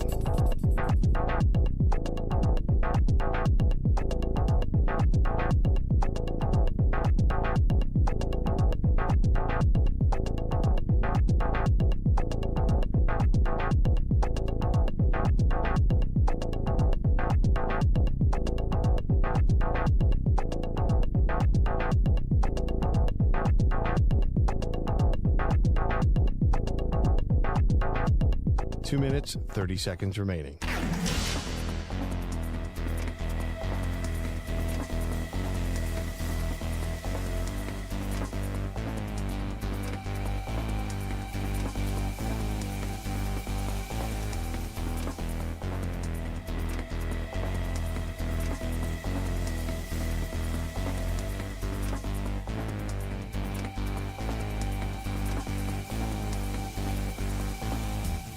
Two minutes remaining.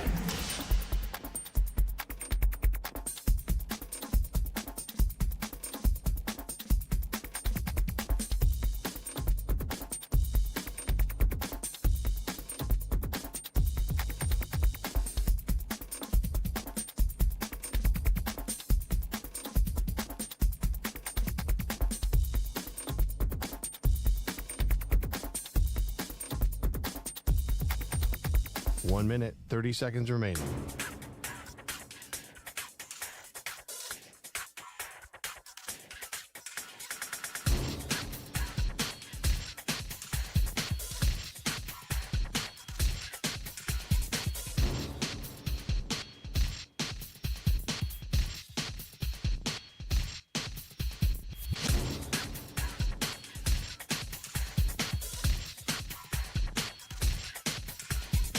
One minute remaining.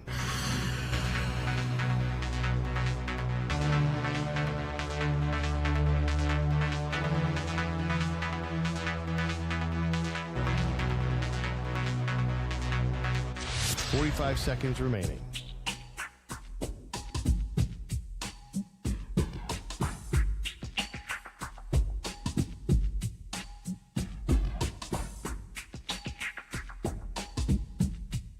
Thirty seconds remaining.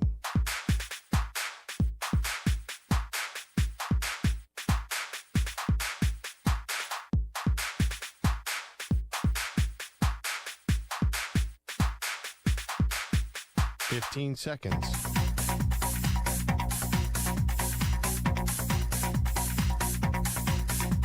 Break ends in 5 seconds.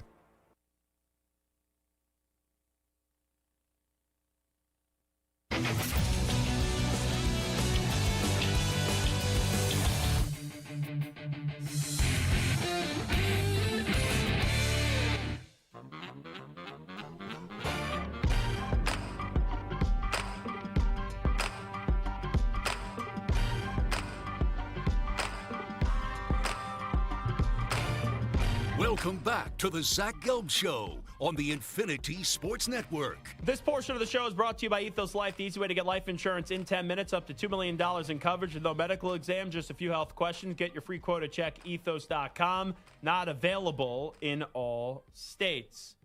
888-710-4ISN, 888-710-4476. I'll get to some college football in just a bit. We will talk about Colorado. We will talk about Clemson. We will talk about Notre Dame. And after their slow starts, we'll get into what their future has in store for all three of those programs momentarily. Let's go to the friendliest caller in the history of our network. That is Big Friendly, and he's in California. Big Friendly, what's shaking, my friend? Zachary Doodah, Zachary Yay. My, oh my, what a beautiful Tuesday. Thank you for taking my call, my man. I'll tell you, that's the best rap that I heard on this network in the last week, Big Friendly. Hey, I try to do my best. Shep is still the man. He's going to lead us through. Now he'll get better. It's like the Colorado quarterback situation. It's a little chaotic right now, but by the end of the season, you hope that it's just going to be okay. My advice to Shep is, my man, write down everything you think of, and then later on when you go back to the laboratory, you got a lot of material. Now, Zachary, Daddy Cool so eloquently brought to my attention that the Rams have played the Texans and the Titans, two offenses nobody's doing backflips over. Mm-hmm. But I can respect that. Now, would you agree that the Texans and the Titans have respectable defenses? And how does Puka keep getting open? How does Puka keep on getting open? Because he's so damn good and elusive, you know? Right. And also, you got Devontae Adams. So Puka had no problem getting open when Cooper Kupp was there. They upgraded the position in Devontae Adams. So it even helps Puka Nacua even more. Puka Nacua, he is one of the great draft steals. I know I'm not going to say all time because it's still so early in his career, But the way that I view Puka Nacua, it's amazing him coming out of BYU, how he lasted as long as he did in the draft. What was he, like a 5th-round pick or something like that, Puka Nacua? Yeah. Yeah, that just goes to, once again, I'm a Homer Simpson living in Springfield. I got to give it to our scouting department. Yeah. Because a lot of our talents besides Verse and, some of our D linemen, a lot of our talent are late rounds. So, Zachary, I gave them a new name. It's the Adams Ramily. That's their new name now. And I honestly feel, now I know the Eagles, I've been having a lot of conversations. Yeah, you know what I'm saying? Yeah. Because it's scary when they're on all cylinders. Here's the thing. This game this weekend, it's weird for a team that won a Super Bowl recently for me to say it is their Super Bowl.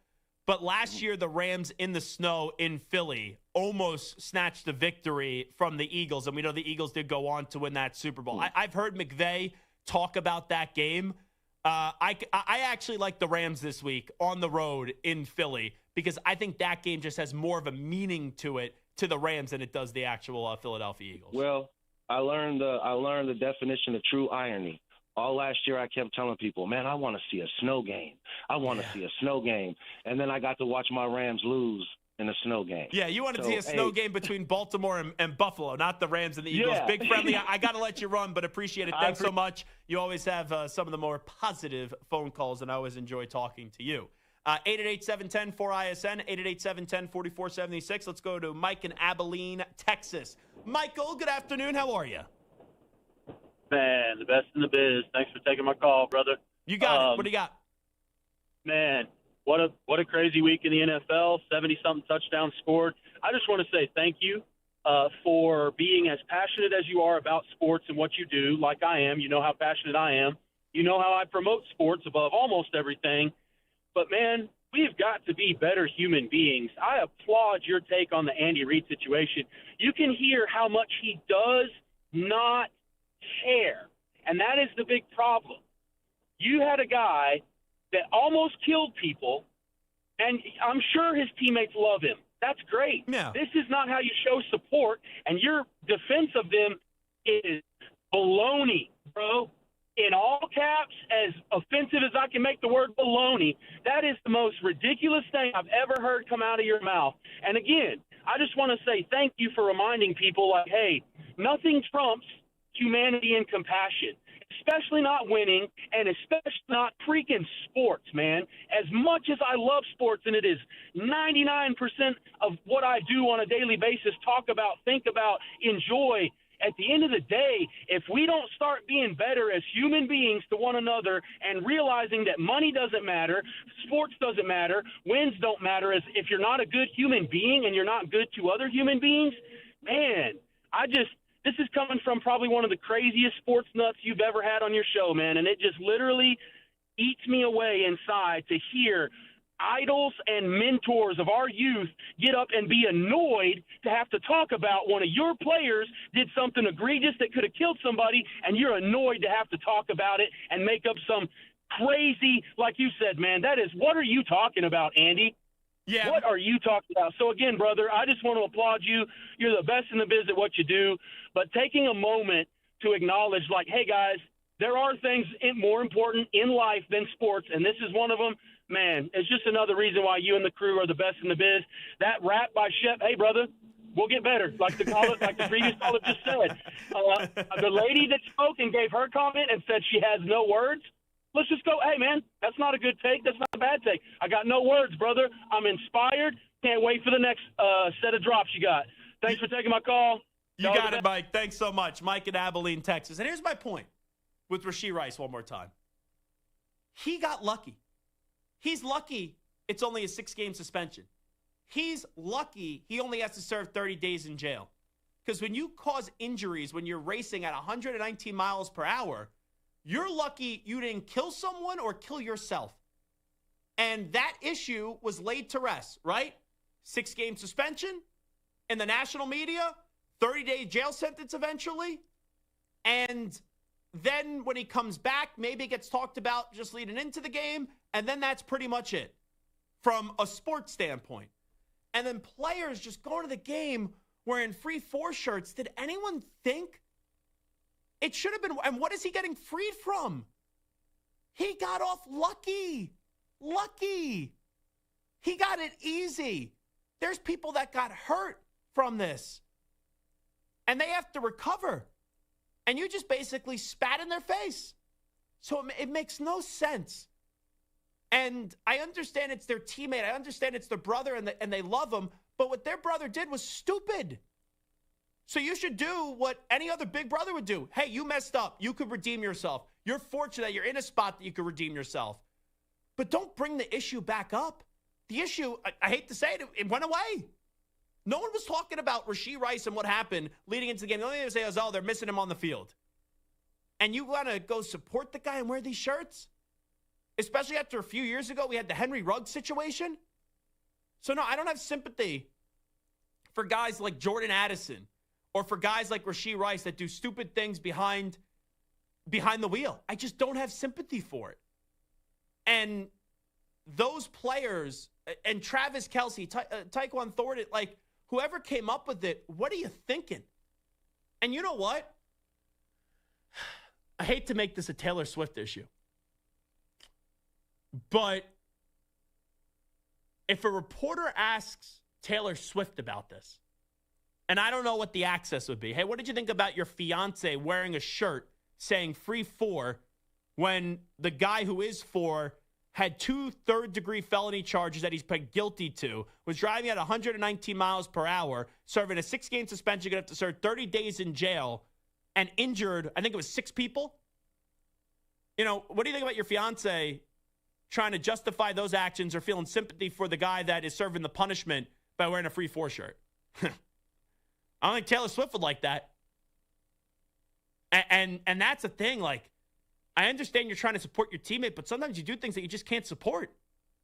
And you could support him behind the scenes. You could be there for someone that commits a wrong behind the scenes, but publicly? You're going to wear free 4 shirts and basically just throw it in everyone's face? What happens if some of the victims in this case, they were watching that game? Or they were on social media and they saw that crap? I just don't get it. And Andy, I know he doesn't want to lambaste his players, but dude, have a backbone. Have a spine. You're the head football coach. You're one of the greatest coaches of all time. And you're going to be okay with that going on? Especially, right, what happened before the Super Bowl with your son when he was on the coaching staff? So, like, how you could just say, oh, well, they were just trying to show support for their teammate. Like, what are we doing? You should say, yeah, that shouldn't have happened. And we've addressed it internally. But Andy Reid, I guess there's no checks and balances there in Kansas City. Well, come on back. How are we going to be talking about Colorado, Clemson, and Notre Dame at the end of the season? And also, we got to show some praise for Baker Mayfield. But how long and how far are we willing to go with the praise for one Baker Mayfield? Zach Gelb Show, Infinity Sports Network.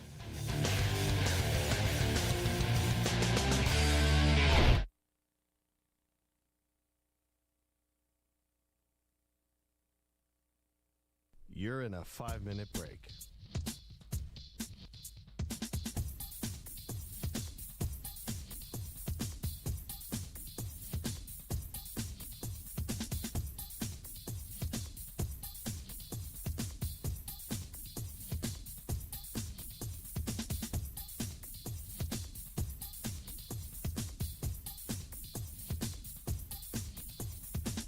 Four minutes, 30 seconds remaining.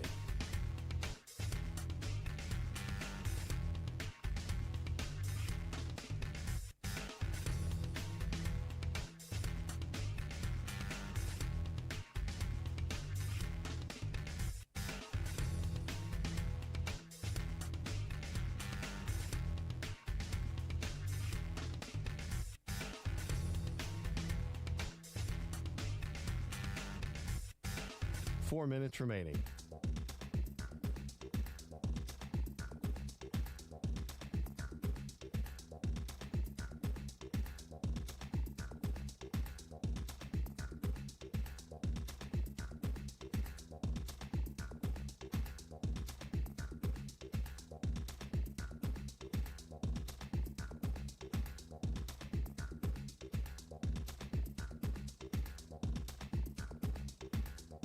Three minutes, 30 seconds remaining.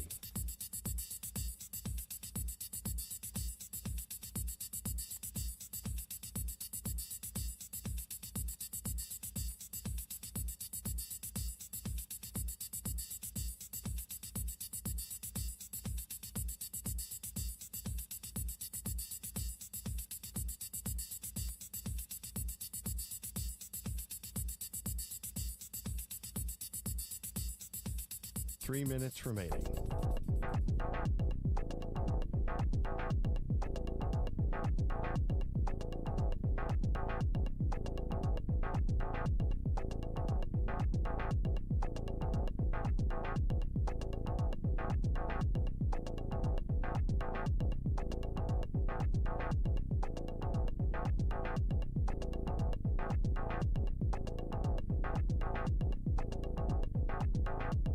Two minutes, 30 seconds remaining.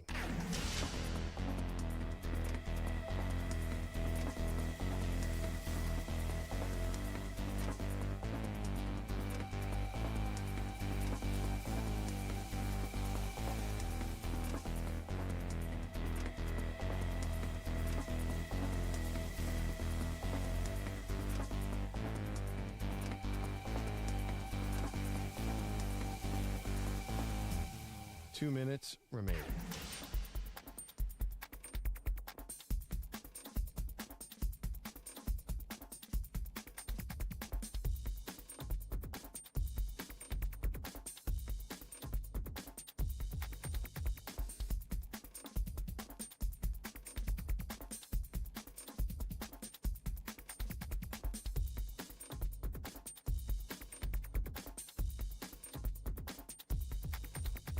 One minute, 30 seconds remaining.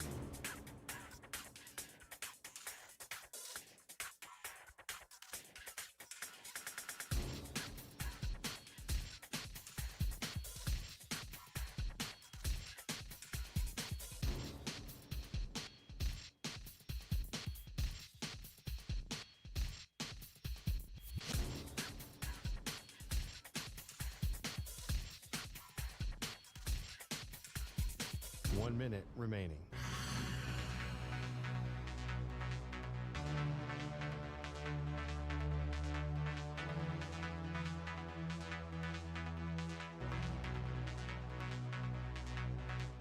Forty-five seconds remaining.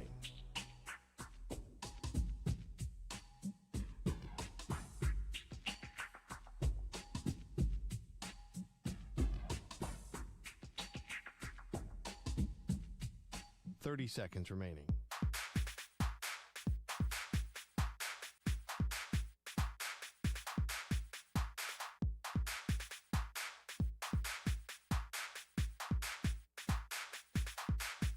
Fifteen seconds.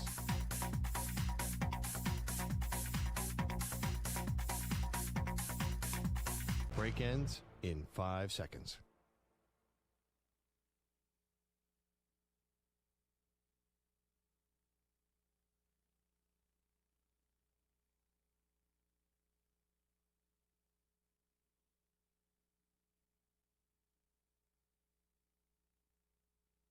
To infinity and beyond. He's live. He's nationwide.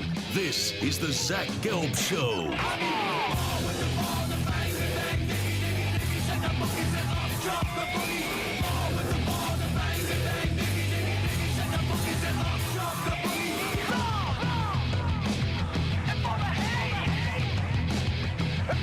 Here's your host, Zach Gelb. All righty, coast to coast, it is the Zach Gelb Show right here on the Infinity Sports Network. Busy show today, hour number 3 of our radio program. We've been teasing this for a bit. Let's get to it right now. So there's 3 football teams that have been in the news a lot this offseason, and all 3 are struggling right now. You take a look at Notre Dame. They've had 2 heartbreakers to start off their season. They lost to Miami 27-24, where they should have handed the football off to Jeremiah Lovemore. And then last week, they scored a touchdown late, but then on 4th down, they allowed a touchdown, even though a holding call should have been issued, and there should have been a flag on the play. But still, if you leave it up to that and you leave it up to the officials, you don't deserve to win. Texas A&M walks into South Bend, and they walk out with a 41-40 victory. So you have Notre Dame 0-2 right now. Clemson was supposed to be a national championship contender. They lose to LSU week 1, 17-10. They barely beat Troy 27-16. And then they lost to Haynes King and the Georgia Tech Yellow Jackets over the weekend. And now they are 1-2. And then you got Colorado, which the way that I would describe their quarterback situation, it's dysfunctional. And I don't know if there even is a plan. So you start Caden Salter, the transfer. They lose to Georgia Tech, who's a very good team, 27-20. Right? Not embarrassing. You just lost to them. Then you play Delaware. Caden Salter's in the game. You knew before the game that Juju Lewis was going to get in. And then after the game, Ryan Staub, right, because he was the third-string quarterback, he gets inserted. He plays well. And then the following week, he's the starting quarterback. And then he doesn't play well up against Houston, and they lose to Willie Fritz's squad 36-20. So I'm looking at it right now. I don't know what they're going to do moving forward. And I don't know who the starting quarterback is going to be. And it's almost at a point where I don't even know if Coach Prime has a plan right now. So let's attack those three football teams. Let me start it off with Texas, though. And we'll get into Texas as well in this conversation in just a second with Arch Manning and Steve Sarkisian, because I want to get into them too. But, let's actually go to Texas first, then we'll get back to those three teams. Because this was also concerning. I wanted to get into this with college football as well. So Arch Manning, he was asked after another poor performance, are the issues with Arch Manning, because he's a huge storyline as well in college football, are the issues more mental or are they physical? Let's listen up to Arch Manning. Probably mental, to be honest. I think I just need to go out there and play my game. I know the type of athlete and type of player I am. Just go cut it loose and have some fun, play ball. Let's go to Steve Sarkisian. Arch's struggles are actually good for him, he says. I think some of this is really good. Here's a guy who's had an awesome life. He's the way he's grown up, where he played, the school he went to, the people he's been surrounded by. But I think you learn a lot about yourself through adversity and overcoming adversity and getting on the other side of adversity. And so to have some of this adversity that he has right now, and when he gets on the other side of it, I think all of this is going to serve not only well for him, but well for us as a team. And then also, here's one more from Sark. Why didn't he bench Arch after his struggles? Different scenarios call for different measures, right, of what you need to do. And, I didn't, if Arch was having a bunch of mental errors and not operating the offense well, then that maybe would have required to take him out. I didn't feel like that was the case. Different things require different things to get your point across. And so, we handled it accordingly. We'll handle it accordingly this week and expect him to come out and have a great game Saturday. All right, I'm distracted. I hate to say it. I'm distracted and I may be juvenile here. So I was about to give you an Arch Manning take. I was about to give you a Steve Sarkisian take. Was there a fart in that press conference? That last audio clip that we just played, play it back for me. I'll tell you where I thought. I couldn't tell if it's a microphone maybe moving or if it's a fart. Play that back. Different scenarios call for different measures, right, of what you need to do. And play that back for me, Stu. Samter, I need you listening intently here because I feel like you're good in trying to detect the Samter smelt that dealt it if it was a fart. Was that a fart? Go ahead. Different scenarios call for different measures, right, of what you need to do. That sounds like a fart. That sounds like a fart. It does. Move over, Dan Orlovsky. I don't know if that was a member of the press that had to pass a little gas while Sark was talking, or if that was Sark at the podium and he was maybe hanging out with Sully too much and he had to pass him gas. That sounds like a fart. One more time, please. Third time's a charm. Maybe if everyone hasn't heard it yet, go ahead. Different scenarios call for different measures, right, of what you need to do. That sounds like someone's passing some gas. The only other thing I think of is maybe that microphone moves a little bit and it made a noise like that, but I think I'm being too kind there. That's a fart, right? Well, that's definitely not a microphone sound. I mean, could it be somebody shifting in a chair and making a sound? But that's definitely not a microphone sound. Like a leather chair or something, maybe. Was that a fart, yes or no? I think it's a fart. 100%. Yeah, I think it's a fart too. Measures, right, of what you need. I'm out on Texas. I'm out on Arch Manning. I'm out on Sark. They may not win another game the rest of the season. How can you have a reporter farting in the press conference or your coach farting in a press conference as well? But you look at Arch Manning's numbers so far. Against Ohio State, 17 of 30, 170 yards, touchdown and interception. 10 carries, 38 yards. San Jose State, 19 of 30, 295 yards, 4 touchdowns, 1 interception, 4 carries for 23 yards and a rushing touchdown. UTEP, 11 of 25, RPU, just like that fart in that press conference. 114 yards, 1 touchdown, 1 interception, 9 carries, 51 yards, 2 touchdowns. You know what's crazy? Here's the biggest thing that is concerning to me. And I appreciate, right, Arch Manning showing his vulnerabilities, letting you know that it's mental right now, it's not physical. We hyped up Arch Manning. And what has been the commentary? Oh, this guy's going to be so ready, right? His uncles, legends. His father, right? The father of quarterbacks. I mean, his grandfather, the grandfather of quarterbacks, right? This guy was supposed to be so prepared that nothing was going to be too big. It just shows you he's still a kid at the end of the day. And we never thought in the last 2 years that moment, that hype was going to be too big for him because of the way that he just handled it when he wasn't really playing or wasn't playing at a great length of time, wasn't being the guy yet.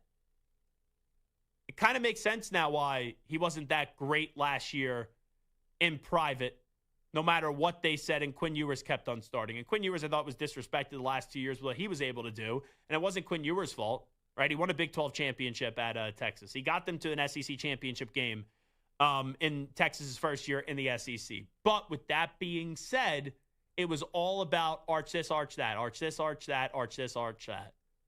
And right now, I don't think this is the fact that Arch Manning isn't good. I'm not telling you he's generational. I'm not telling you he's going to be great. But I don't think this guy is a bad QB. I believe after the Ohio State game, and even in the Ohio State game, you saw that throw early where it was just terrible. It's mental right now. And you're seeing the moment be too big for him. You're seeing the pressure finally get to him, the outside noise finally impacting him. And he admitted it. When he said it's more mental than physical, that's not an easy spot. When you were hyped up to be the savior, hyped up to be, this next great quarterback, Paul Feinbaum being a fool on television saying he's the greatest quarterback that college football has seen since Tim Tebow. What about Joe Burrow? What about Cam Newton, just for starters? And there's others that I could get to. And now you're seeing it impact him. And I hope that it doesn't derail his career. But that stretch of Florida and Oklahoma is massive for him. Because who cares what he does against Sam Houston? You should beat Florida, especially with the way Florida's struggling. And then you play Oklahoma, and that's Red River. Those 2 games are big moments for Arch to kind of get everyone off his you-know-what, off his back. And then people start to say, okay, maybe this kid is really good again. Because it seems like a lot of people are out on Arch Manning right now. And then they also play Georgia later in the season and A&M later in the season. Those are big moments to prove yourself. So that's the Texas side of it. Now let's get to Clemson, Colorado, and also Notre Dame. Can I tell you what my brain did there for a second? Because I knew I wanted to talk about Arch Manning at some point. And then I'll even admit, it sounded a little bit weird. Where I'm talking about Clemson, Colorado, Notre Dame. They go, oh, yeah, then there's Arch Manning. I didn't really want to talk about Arch Manning there. I want to talk about him later. For some reason, the orange with Clemson in my brain was orange with Texas when I was looking at the sound clip and the notes on the sheet. So anyway, getting to Clemson, Colorado, and Notre Dame, that's the Zach Gelb brain fart of the day. But we still gave you compelling radio there for the last 10 minutes. Yes, Anter? I like how you use brain fart. Yeah. I'm like, see, Sark may fart. Actually, I just have a brain fart. I don't know. Would you rather just rip gas in front of a podium, or would you rather just have a brain fart in front of the podium? Rip gas. Because rip gas, listen, it's our bodies. Yeah, it happens, right? And sometimes you think it's going to be quiet, but it kind of sneaks out a little bit harsher than you expect. Having a brain fart in front of a camera, that's like your mind going down. Yeah. So you think my brain, do I have some problems like Arch Manning right now with my brain? Do you think it's more mental with me than physical? No, because that's just who you are all the time. Okay. Yeah, gotcha. So it's not like it's not having a mental problem or and just you know kind what of it is missing too. I go 1,000 miles per hour anyway when I do a radio show. So to me, when I mess up something, or when I sometimes take a breath, or I have a different thought in something, in my brain, because I slowed down a little bit, it probably sounds so much worse in my brain than it actually does on the radio. Because there's been times I think I have royally messed things up, and then I listen back to it on the free Odyssey app. Look at me being a company guy. And I use the rewind function. I go, oh, that actually was more than fine. And then I admitted my weaknesses on the air. And I go, I didn't really need to do that.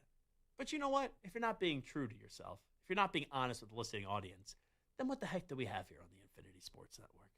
All righty. Let's get to Clemson, Colorado, and Notre Dame. Let's hear from Marcus Freeman.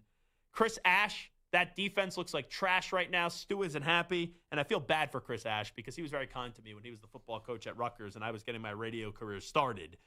Marcus Freeman, with your defensive background, will you spend more time coaching the defense with their struggles right out of the gate? As a head coach, it's being able to put on the hat that's necessary at this moment. I spend a lot of time with our defense. That's obviously where my background is, and I'll continuously do it. Will I spend more time? Maybe. If that's what's necessary, I will. I'll spend more time there. I'm going to do whatever it takes to make sure that we improve and we have a performance that we believe is the standard of Notre Dame football.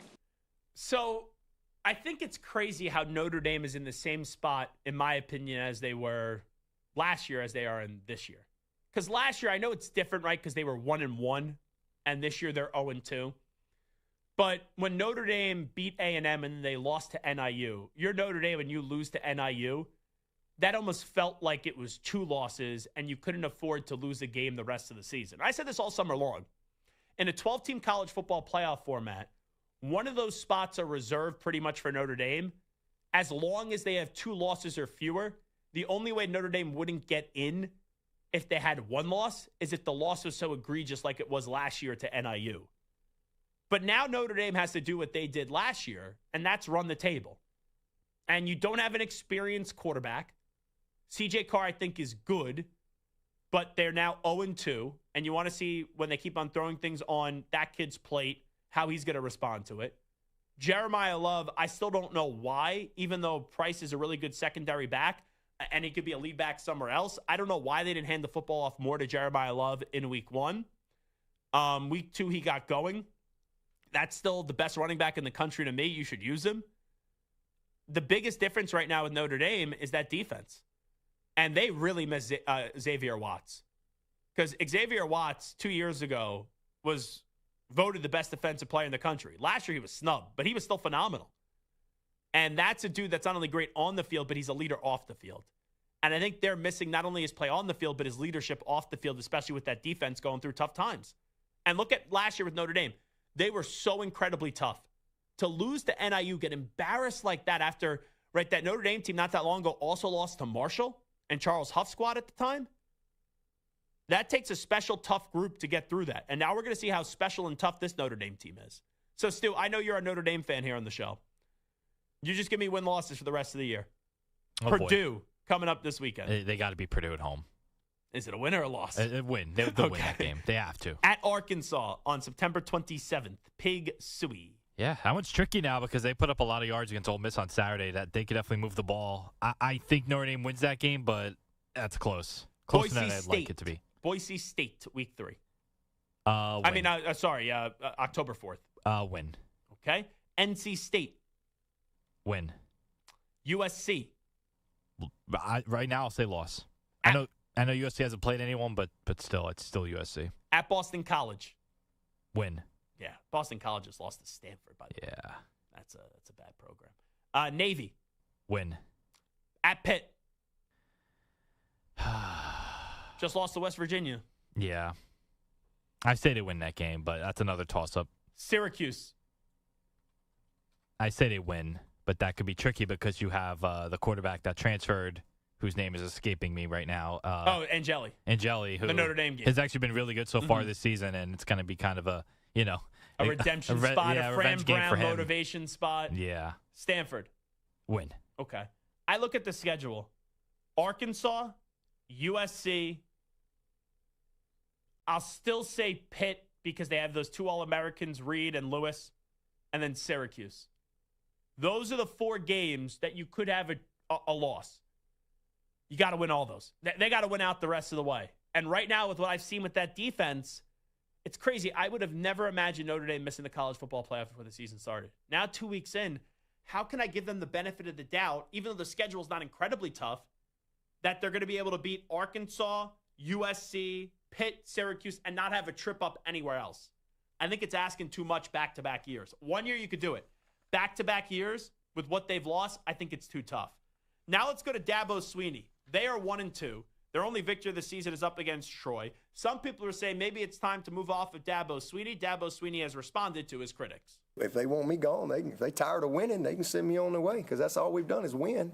So if they tired of winning, we've won this league 8 out of the last 10 years. Is that not good?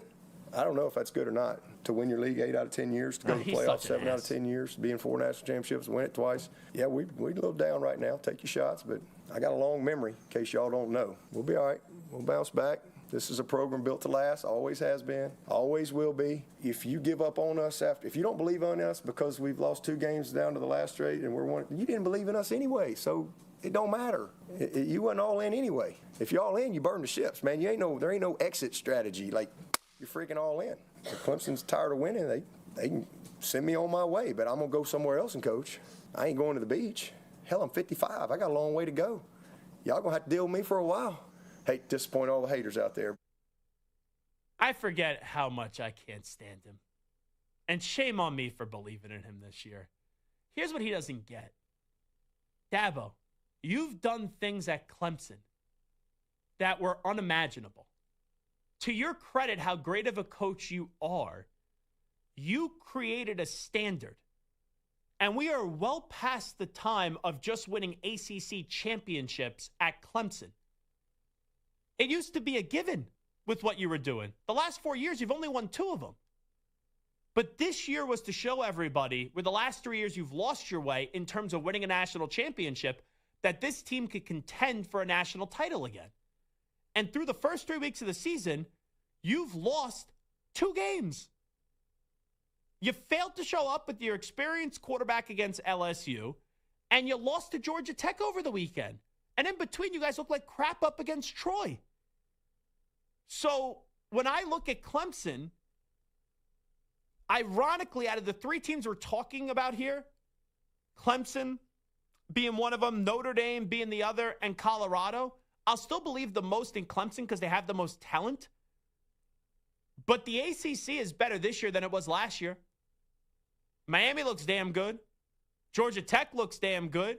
So can you still make the ACC champion? Florida State looks like they're back. Can you still make the ACC championship game and then win it? Sure. But I don't feel good about your team right now. Because your team, it's not losing to Georgia Tech. I thought you guys were going to lose to Georgia Tech. It was the performance against Troy after losing to LSU. When you lose a game like that, you expect the team to just go bludgeon a team that's so inferior to you like Troy. And you didn't do that. So now the rest of the way, you play Syracuse, North Carolina, Boston College, SMU, Duke, Florida State, Louisville, Furman, and South Carolina. The 2 games I circle, Florida State and South Carolina. That's going to tell me a lot about the Clemson team. And then finally, Colorado. Let's hear from Coach Prime. Coach Prime talked about the state of his quarterback position. Or sorry, not too late to turn it around is the slug line there, guys. The coaches, Dabo Swinney, to ever sat on the sidelines, and he said the last time they were 1-2, they went on to finish, I believe, 10-2. Why not us? Why not us? Because it's simplistic things that's going on that we can fix. Here's my question to Coach Prime. Do you have a plan at quarterback? Did you ever have a plan at quarterback? I get it. The motivational speech is one of the great motivational speakers in football, Coach Prime.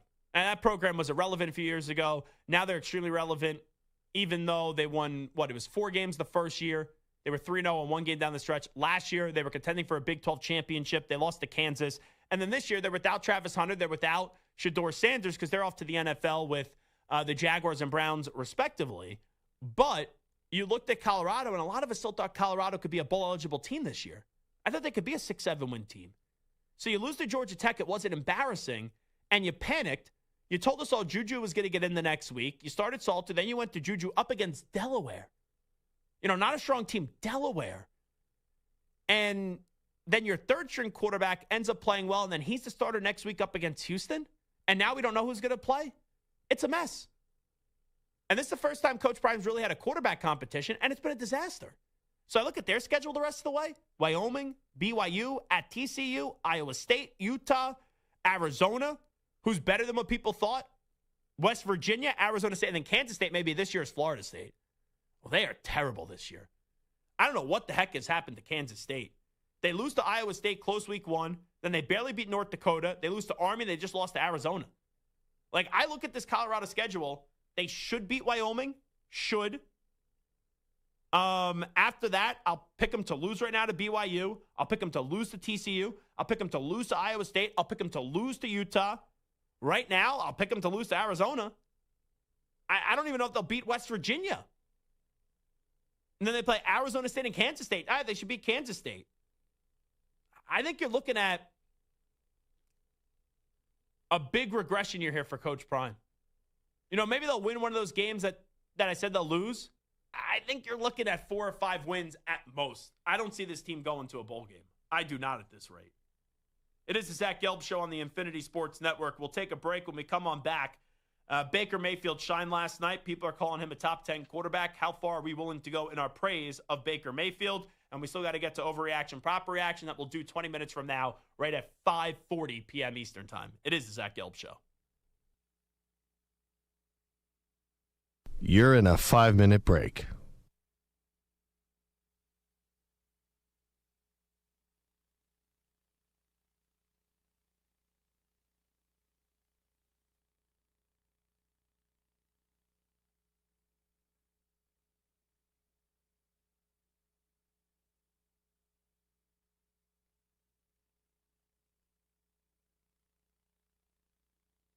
Four minutes, 30 seconds remaining.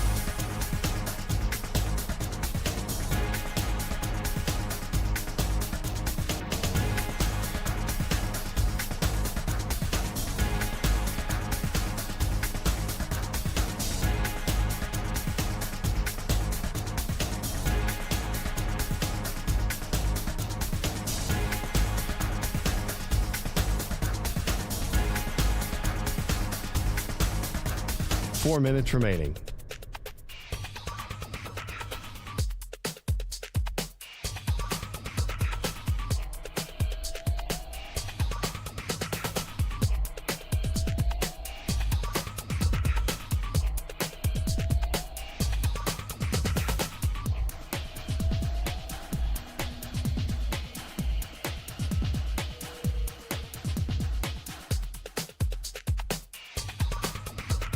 Three minutes, 30 seconds remaining.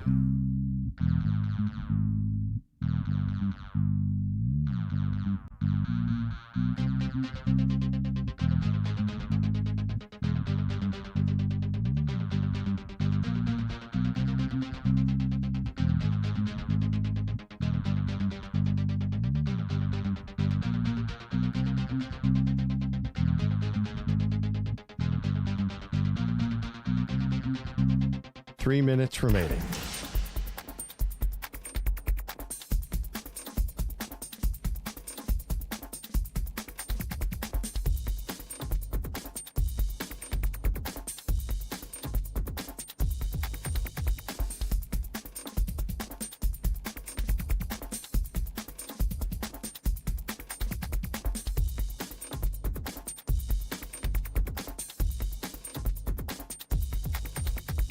Two minutes, 30 seconds remaining.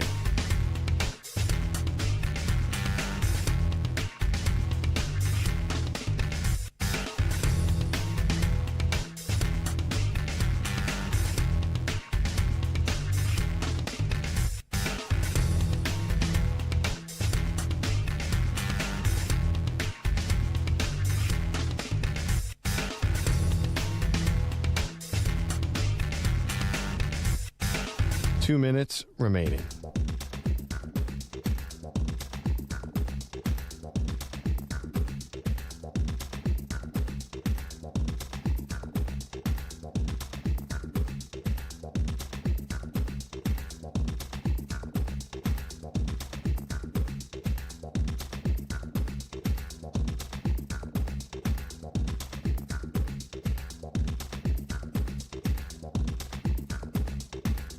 One minute, 30 seconds remaining.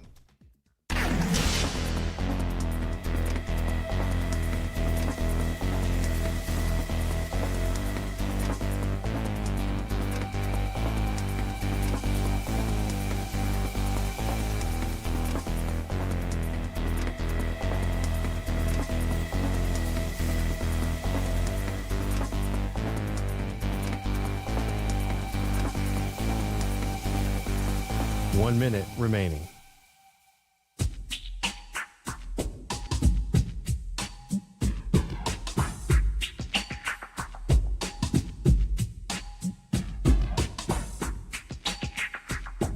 .45 seconds remaining.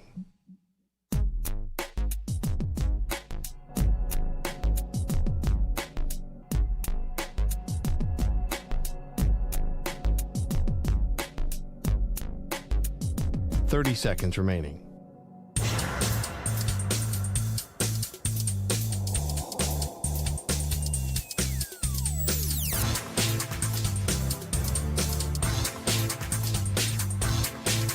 .15 seconds.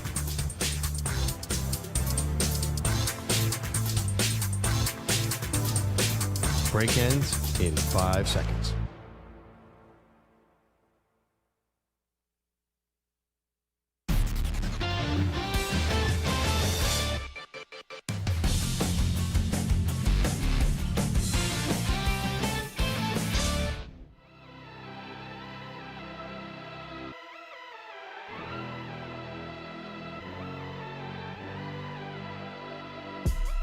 Welcome back to the Zach Gelb Show on the Infinity Sports Network. All righty, this is Zach Gelb Show right here on the Infinity Sports Network. Baker Mayfield, gritty last night. Baker Mayfield doing Baker Mayfield things with the Tampa Bay Buccaneers and just finding a way to keep on winning games. You know, you lose a player like Tom Brady, right? The greatest quarterback of all time. And the Bucs haven't missed a beat. I get it. They are no longer a Super Bowl contender. It feels like they're just a really good team. They're not a great team, but they've made the playoffs every year. Baker Mayfield has been the starting quarterback in Tampa Bay. And you look at it those 2 years, right? They won a playoff game in year one. And then in year two, they lost in the wild card round in what was a crazy game back and forth with the Washington Commanders. So I said this going into the season that Baker Mayfield was a top 10 quarterback for me. I had Mahomes 1, Josh Allen 2, Lamar Jackson 3, Joe Burrow 4, Jalen Hurts 5, Jaden Daniels 6, Matthew Stafford 7, CJ Stroud 8th, and then Baker Mayfield 9th. So I already said Baker Mayfield was a top 10 quarterback. But last night, more and more people are now saying Baker's a top 10 quarterback. I think we need to move that up a little bit further. So let's do this right now. Stu, you give me some quarterback names. I will tell you. Oh, good. I was going to ask for music. Good job there, Stu. I'll tell you who I'd rather have. Is it this QB or Baker Mayfield? Because I think we need to wipe the slate clean and redo this list. All right, let's start with Patrick Mahomes or Baker Mayfield. I know he's struggling, but he's still Patrick freaking Mahomes. I'm taking Patty Mahomes. Okay, what about Josh Allen or Baker Mayfield? Easy peasy still. I'm going Josh Allen. Okay, Lamar Jackson or Baker Mayfield? Easy peasy. I'm going Lamar Jackson. All right, what about Joe Burrow, who is now injured, or Baker Mayfield? Okay, if I had to start a game tomorrow, it would obviously be Baker Mayfield because Joe Burrow can't physically play. But if all things are even and everyone's healthy, I would still take Joe Burrow. Okay, what about Jalen Hurts or Baker Mayfield? I'd still go Jalen Hurts. I know they only had 101 yards passing in that victory up against the Kansas City Chiefs, but Jalen Hurts is a winner. Jalen Hurts has been now in 2 Super Bowls and has outplayed the best quarterback in the sport, or who I still think is the best quarterback in the sport. In Patrick Mahomes, Jalen Hurts has done that twice, where he's outplayed him in the Super Bowl, even though he's only won 1 championship. I would still take Jalen Hurts. All right, sticking in the NFC East, what about Jaden Daniels or Baker Mayfield? Yeah, Jaden Daniels is more of a playmaker. Like, you look in Tampa Bay, he's got Emeka Egbuka, he's got Mike Evans. Now, you'll eventually get Chris Godwin back. I'm not saying that you take a look at Jaden Daniels and he's throwing to slouches, but you do have Deebo Samuel there, you do have Terry McLaurin. The weapons are better in Tampa Bay, though, so I will take Jaden Daniels still. All right, what about Matthew Stafford or Baker Mayfield? Stafford's won a Super Bowl now. I would still go Stafford. Stafford, yeah. Okay, what about Dak Prescott or Baker Mayfield? So before we get to Dak, that's 1, 2, 3, 4, 5, 6, 7 quarterbacks. And I had Baker before the season ranked as the 9th best quarterback. Dak Prescott, you said? Dak Prescott, yes. It's Baker. If you put Baker on the Cowboys, I think he would have more playoff wins than Dak Prescott would. I don't think Baker would have got blown out by the Green Bay Packers in that playoff game a few years ago. And I just think Baker is a more clutch quarterback. And you give him CeeDee Lamb and George Pickens. I know he has Mike Evans and Chris Godwin for years. I think those receivers would be a lot happier with Baker as their quarterback. Okay, what about Tua or Baker Mayfield? I'll tell you, the Dolphins would have a playoff win by now. They would at least have, scored some touchdowns in Kansas City when you got Tyreek Hill and Jalen Waddle. So I would rather take Baker. What about Justin Herbert or Baker Mayfield? I didn't love Herbert last night. Week 1, I loved what he did up against Kansas City. I still got to see, Herbert, I think, is the more talented quarterback, but I got to see more from Herbert in the big game. For example, Baker Mayfield last year up against the Texans, if he was their quarterback, where Justin Herbert threw 4 interceptions, Baker Mayfield's not throwing 4 interceptions. So I would go Baker Mayfield. All right. What about Jared Goff, who put up 52 points this week, or Baker Mayfield? That's the toughest one, I think. That's tough. That's razor thin. I'm going to go Baker. I really do believe Goff is more of a product of the system. I know that he's been to one Super Bowl and then has been to another NFC Championship game with, the Super Bowl with the Rams and then the NFC Championship game with the Lions. But he crumbled in that NFC Championship game. They blew that lead. He threw all those interceptions and made all those mistakes up against the Commanders.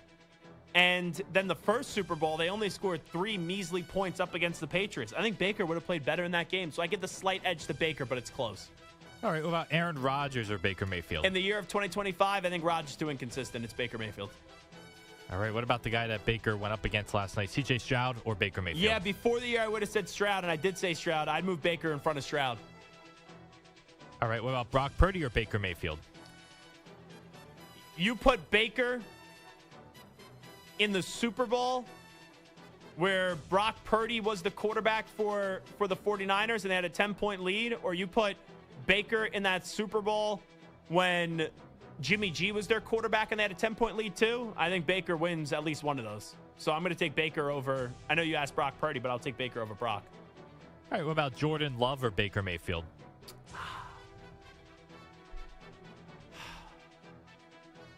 See, here's the tricky part with Jordan Love. Year 1, when he was their starting quarterback, he played really well down the stretch.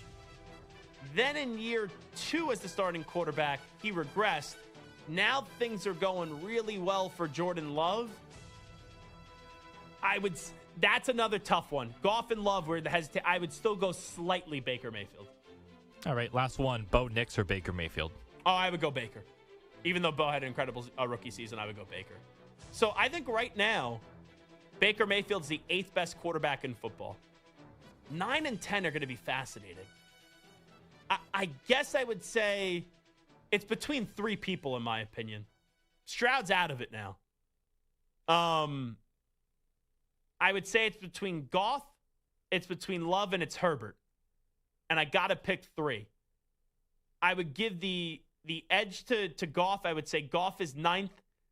And then for 10th, Love or Herbert. If you ask me who would I rather have for the next 5 years if they were both playing for the Green Bay Packers, I would say Herbert slightly over Love.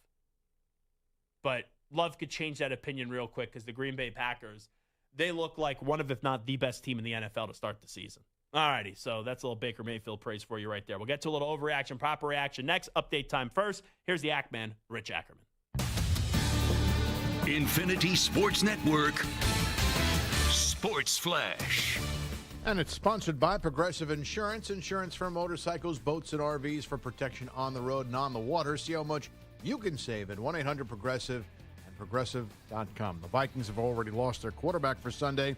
Now they're running back, too. Aaron Jones went on injured reserve. He'll miss the next 4 games with a hamstring injury. The Bucs' 2-0 start was tempered with the news that Kalijah Kancey is done for the year with a torn pec. The Bengals officially placed Joe Burrow on IR and have signed Brett Rippon. There's a 4-team race for the final wild card in the National League. The Mets currently hold the last playoff spot and have a 1.5-game lead over the D-backs and the Giants. With the Giants and Reds both 2 back The Mets will try to build on their dramatic 10-inning win from Sunday when they opened a 3-game series against the Padres, while Arizona made it wins in 4 of 5, taking the series opener from the Giants. San Francisco has dropped its last 3 after taking the previous series from Arizona, while the Reds are in St. Louis tonight. The Mariners have won 9 straight and look to extend that streak in Kansas City. They lead the Astros by a half game in the AL West. Houston will host the Rangers. One game this afternoon, first part of a doubleheader. It was the Braves over the Nationals in Washington by a score of 6-3. I'm Rich Ackerman.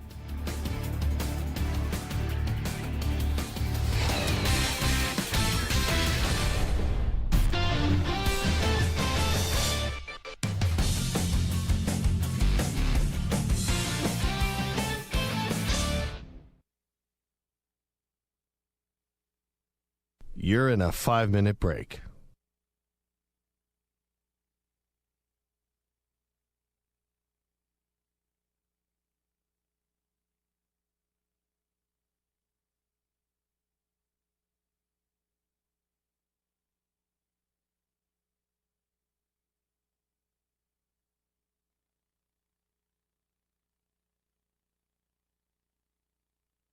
Four minutes, 30 seconds remaining.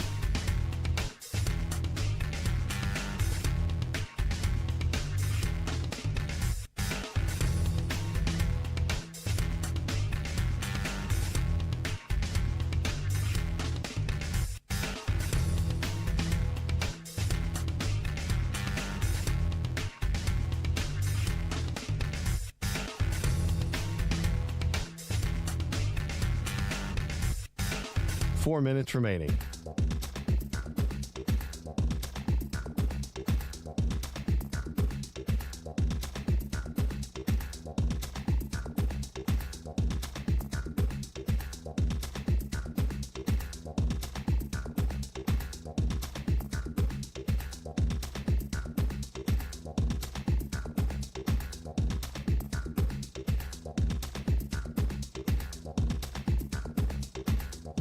Three minutes, 30 seconds remaining.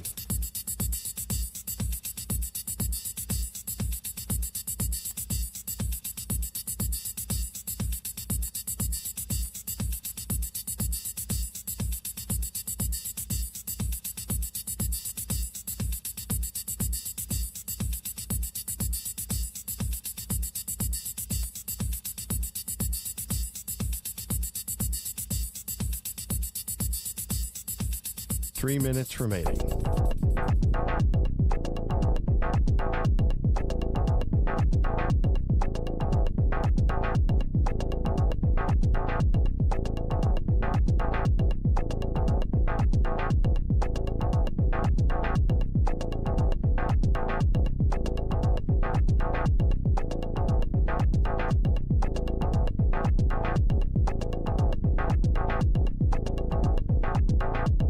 Two minutes, 30 seconds remaining.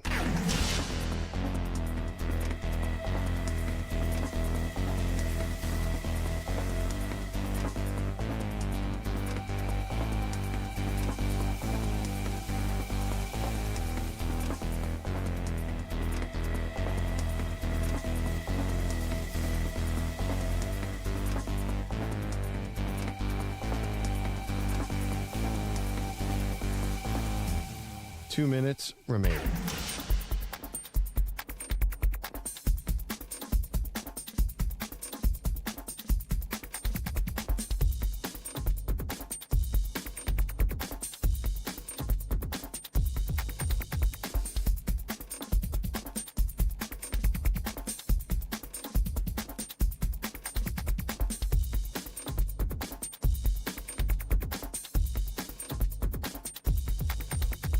One minute, 30 seconds remaining.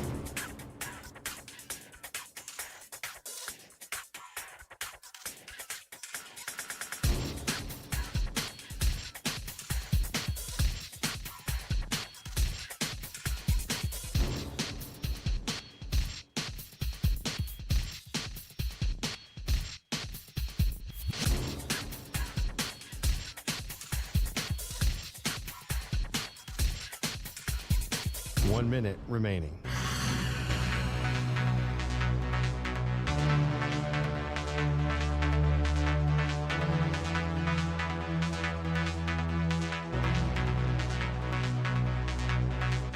45 seconds remaining.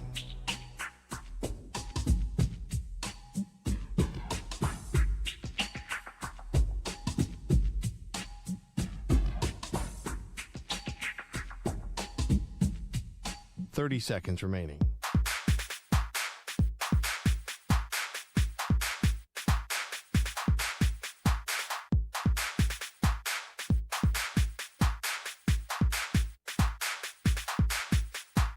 Seconds.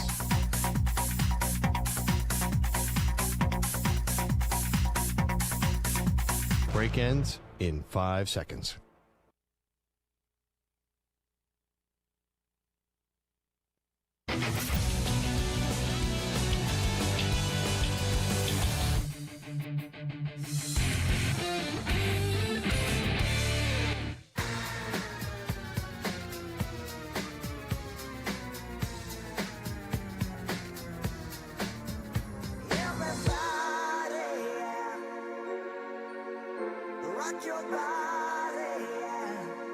Hey, this is Howie. And this is Nick from the Backstreet Boys. And you're listening to the Zach Gelb Show. And guess what? Zach is back. All right.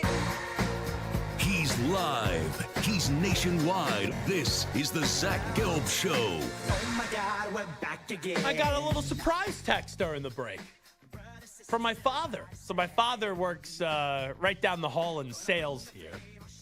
And I knew it was the 1-year anniversary, unfortunately, of my grandmother passing away today. And we always remember my grandmother. And especially as you get closer and closer to Thanksgiving, I remember my grandmother, my grandma Joni, because Thanksgiving was really her holiday. And she made delicious lasagna for years and years and years. And we are not a turkey household. We are a lasagna household. So my dad... Boo. Excuse me. Did you just say boo? I mean, not to your grandma, but Here to the lasagna. I am remembering my dead grandmother. It's her 1-year anniversary. You know, I'm going to talk to Elon Musk and try to get you banned on Twitter again, like I did a few years ago when he wasn't even owning Twitter, and you got banned on Twitter for going after the turkey, opinions that I have. So anyway, my dad sent me a text. He goes, "I made some homemade meatballs, and I left them for you in the fridge." So I go to the big fridge that we have there in the kitchen. And there was no meatballs. So I thought someone ate them. And Ricky Ricardo at Ack, of course, he's like, Chief, what are you stealing people's food? And I'm like, no, I'm looking for the meatballs. He goes, oh, your dad made your meatballs. You didn't make any for me? Typical Ack, right? And then Ricky Ricardo, who's doing the Yankee game tonight, he's eating Chinese food. He's going to be like Steve Sarkisian at the podium. He's going to be passing gas through that Yankees broadcast. So then I didn't read the text correctly. He made me meatballs. He left them in the fridge in the break room, not the kitchen, the break room. So here I are some meatballs. Look at that. So I'm going to do how radio really should be done. And I'm going to say, Stu, well, these are a little cold because they've been in the fridge all day. Get to a little overreaction, proper reaction, so I could stuff my fat face. You could ask me questions about sports. I will eat the meatballs, and then I'll give you an answer, all right? Take it away. Another football week is complete, which means it's another week to freak out about your favorite team. Which takes are truly crazy. But sometimes a game can be so bad, it's almost good. You know what I'm saying? No. And which are so crazy, they might be right. He's 6'5", he's 245 pounds. He's probably a Popeye's biscuit away from being a tight end. Zach lets you know in this week's edition of Overreaction or Proper Reaction. These are killer meatballs, and they're cold, too, and they're so good. These are good meatballs. What do you got for me, Stu? Go ahead. All right, so the Bengals, they seem content with sticking with Jake Browning to fill in for Joe Burrow until their quarterback returns from toe surgery. However, with just Brett Rypien on the roster, the team added former Jets and Dolphins quarterback Mike White and former Penn State and Packers quarterback Sean Clifford. Oh, Sean Clifford. Hickey walking out of the Rose Bowl. Sean Clifford. Couldn't even understand what he was saying. You know, like if I tried to talk. Hold on. Let me get more meatball. I think I can formulate a sentence better than Hickey with the meatballs in my mouth than Hickey walking out of the Rose Bowl and the way that he talked because he was so drunk. Continue, Stu. Sorry.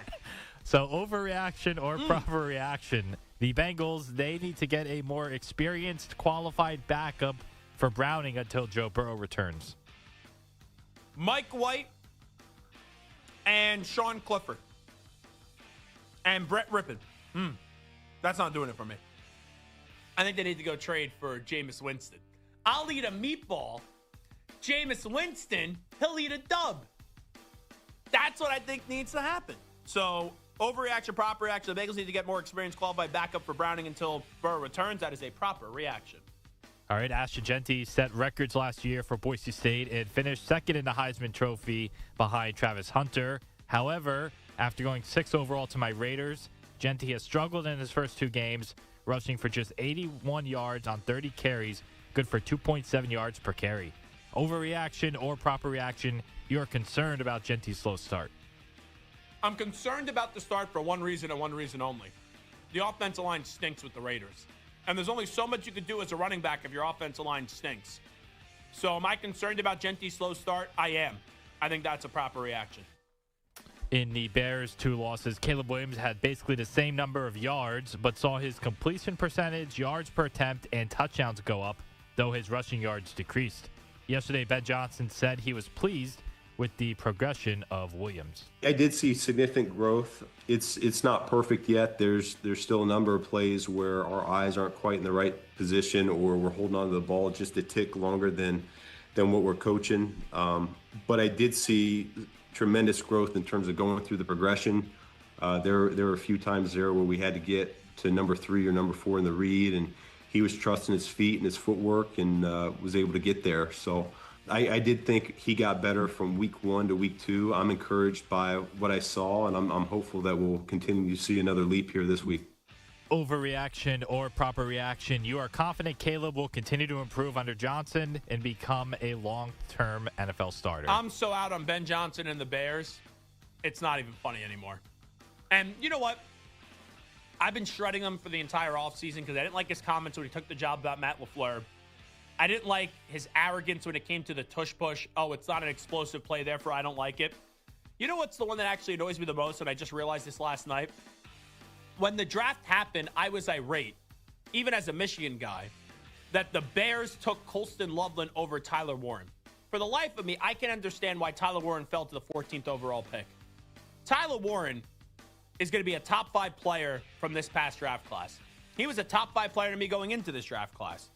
And because Colston Loveland reminded him of Sam Laporta, that's why they ended up taking him, when you should have taken the more proven and better player. So that also annoys me. The Bears, they always mess up quarterbacks. I think Ben Johnson is going to be overrated, and that will continue to show. So you're confident Caleb will continue to improve under Johnson and become a long-term NFL starting quarterback? No, I am not. So that's an overreaction. All right, before Sunday's loss to the Eagles, the now 0-2 Chiefs players, including Travis Kelce, wore free 4 T-shirts in reference to suspended wideout Rashee Rice. Of course, Rice was suspended 6 games for multiple all-field incidents this offseason, including a dangerous hit and run that injured multiple people. Overreaction or proper reaction, the NFL should fine the Chiefs for the shirts. They should fine Andy Reid. So would that qualify here for a proper reaction? Yeah, I think so. They should fine Andy Reid, and I usually wouldn't advocate for this, but I would fine Andy Reid for being stupid. That's why I would fine him. Because it's one thing for your players to do something stupid, and then it's another thing for you to justify it and condone it. And you should have a backbone. You should have a pulse and say, yeah, we got that one wrong. Our players got that one wrong. They were trying to support their teammate, but what their teammate did was disgusting, and it shouldn't be supported. We'll handle it internally, and you could have moved on there. So that's why I would fine Andy Reid. The NFL should fine the Chiefs for the shirts. I'm saying fine Andy Reid, so I would go proper reaction. The shirts were stupid. Reid defending them were even dumber. It was really dumber. So, all righty, next one. Russell Wilson was on a hot seat after an abysmal Week 1 performance, but bounced back in a big way Sunday with 450 yards and 3 touchdowns, nearly pulling out a miracle victory with 2 late touchdown strikes. However, Russ did throw a costly pick in overtime, leading to the Cowboys' winning field goal. Overreaction or proper reaction, Russ earned himself another week under center for the Giants. He threw a terrible pick at the end. I would rather see Jackson dart. He did give you some good moments, so yeah, he technically did earn another week, but I think it's a waste at this point to keep on throwing him out there. But that pick at the end, it just makes no sense to me. So Russ earned himself another week under center for the Giants. Yeah, I think it's fair to say proper reaction. My Notre Dame Fighting Irish fell to 0-2 after a last-second loss to A&M. But it turns out CJ Carr, the quarterback, may have been tipping plays. According to the Athletics' Pete Sampson, Carr's stance indicated whether they would run or pass on 58 of the 64 offensive plays. If Carr's feet were parallel, they ran. If they were staggered, they threw.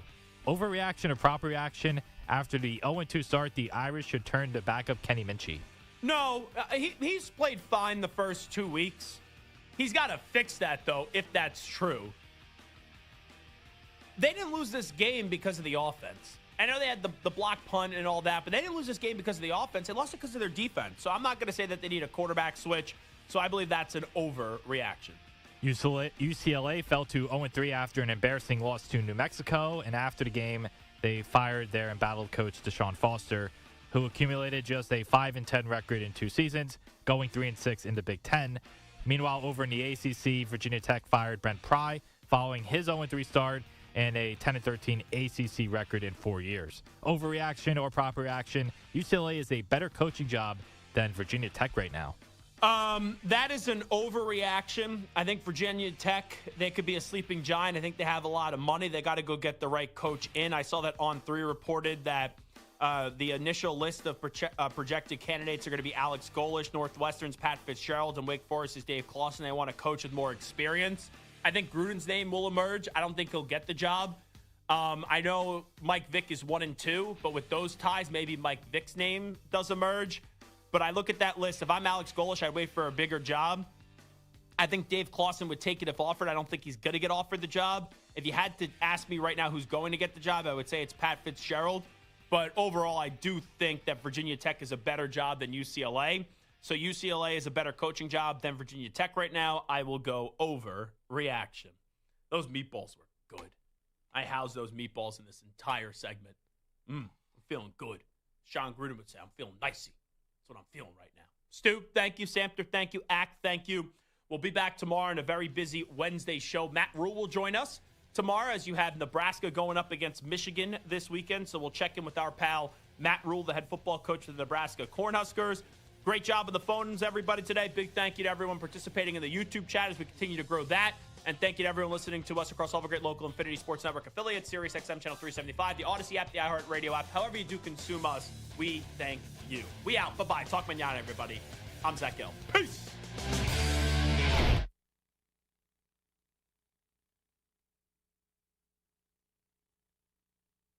You're in a 5-minute break.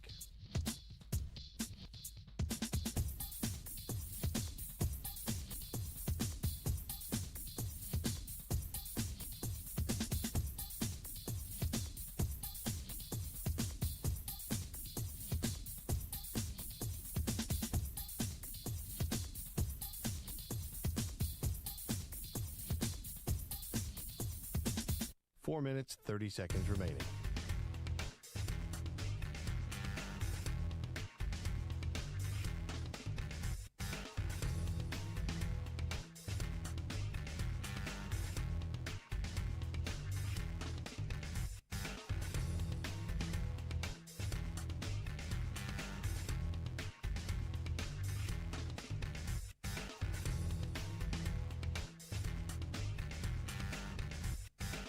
Four minutes remaining.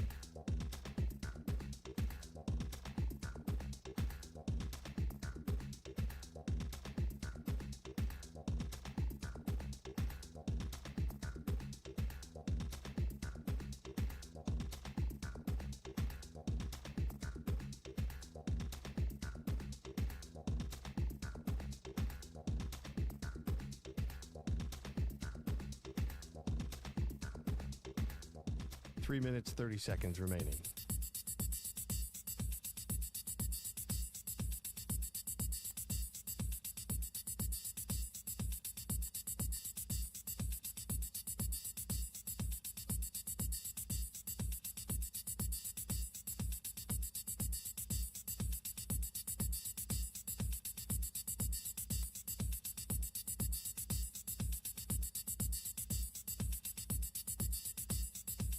Three minutes remaining.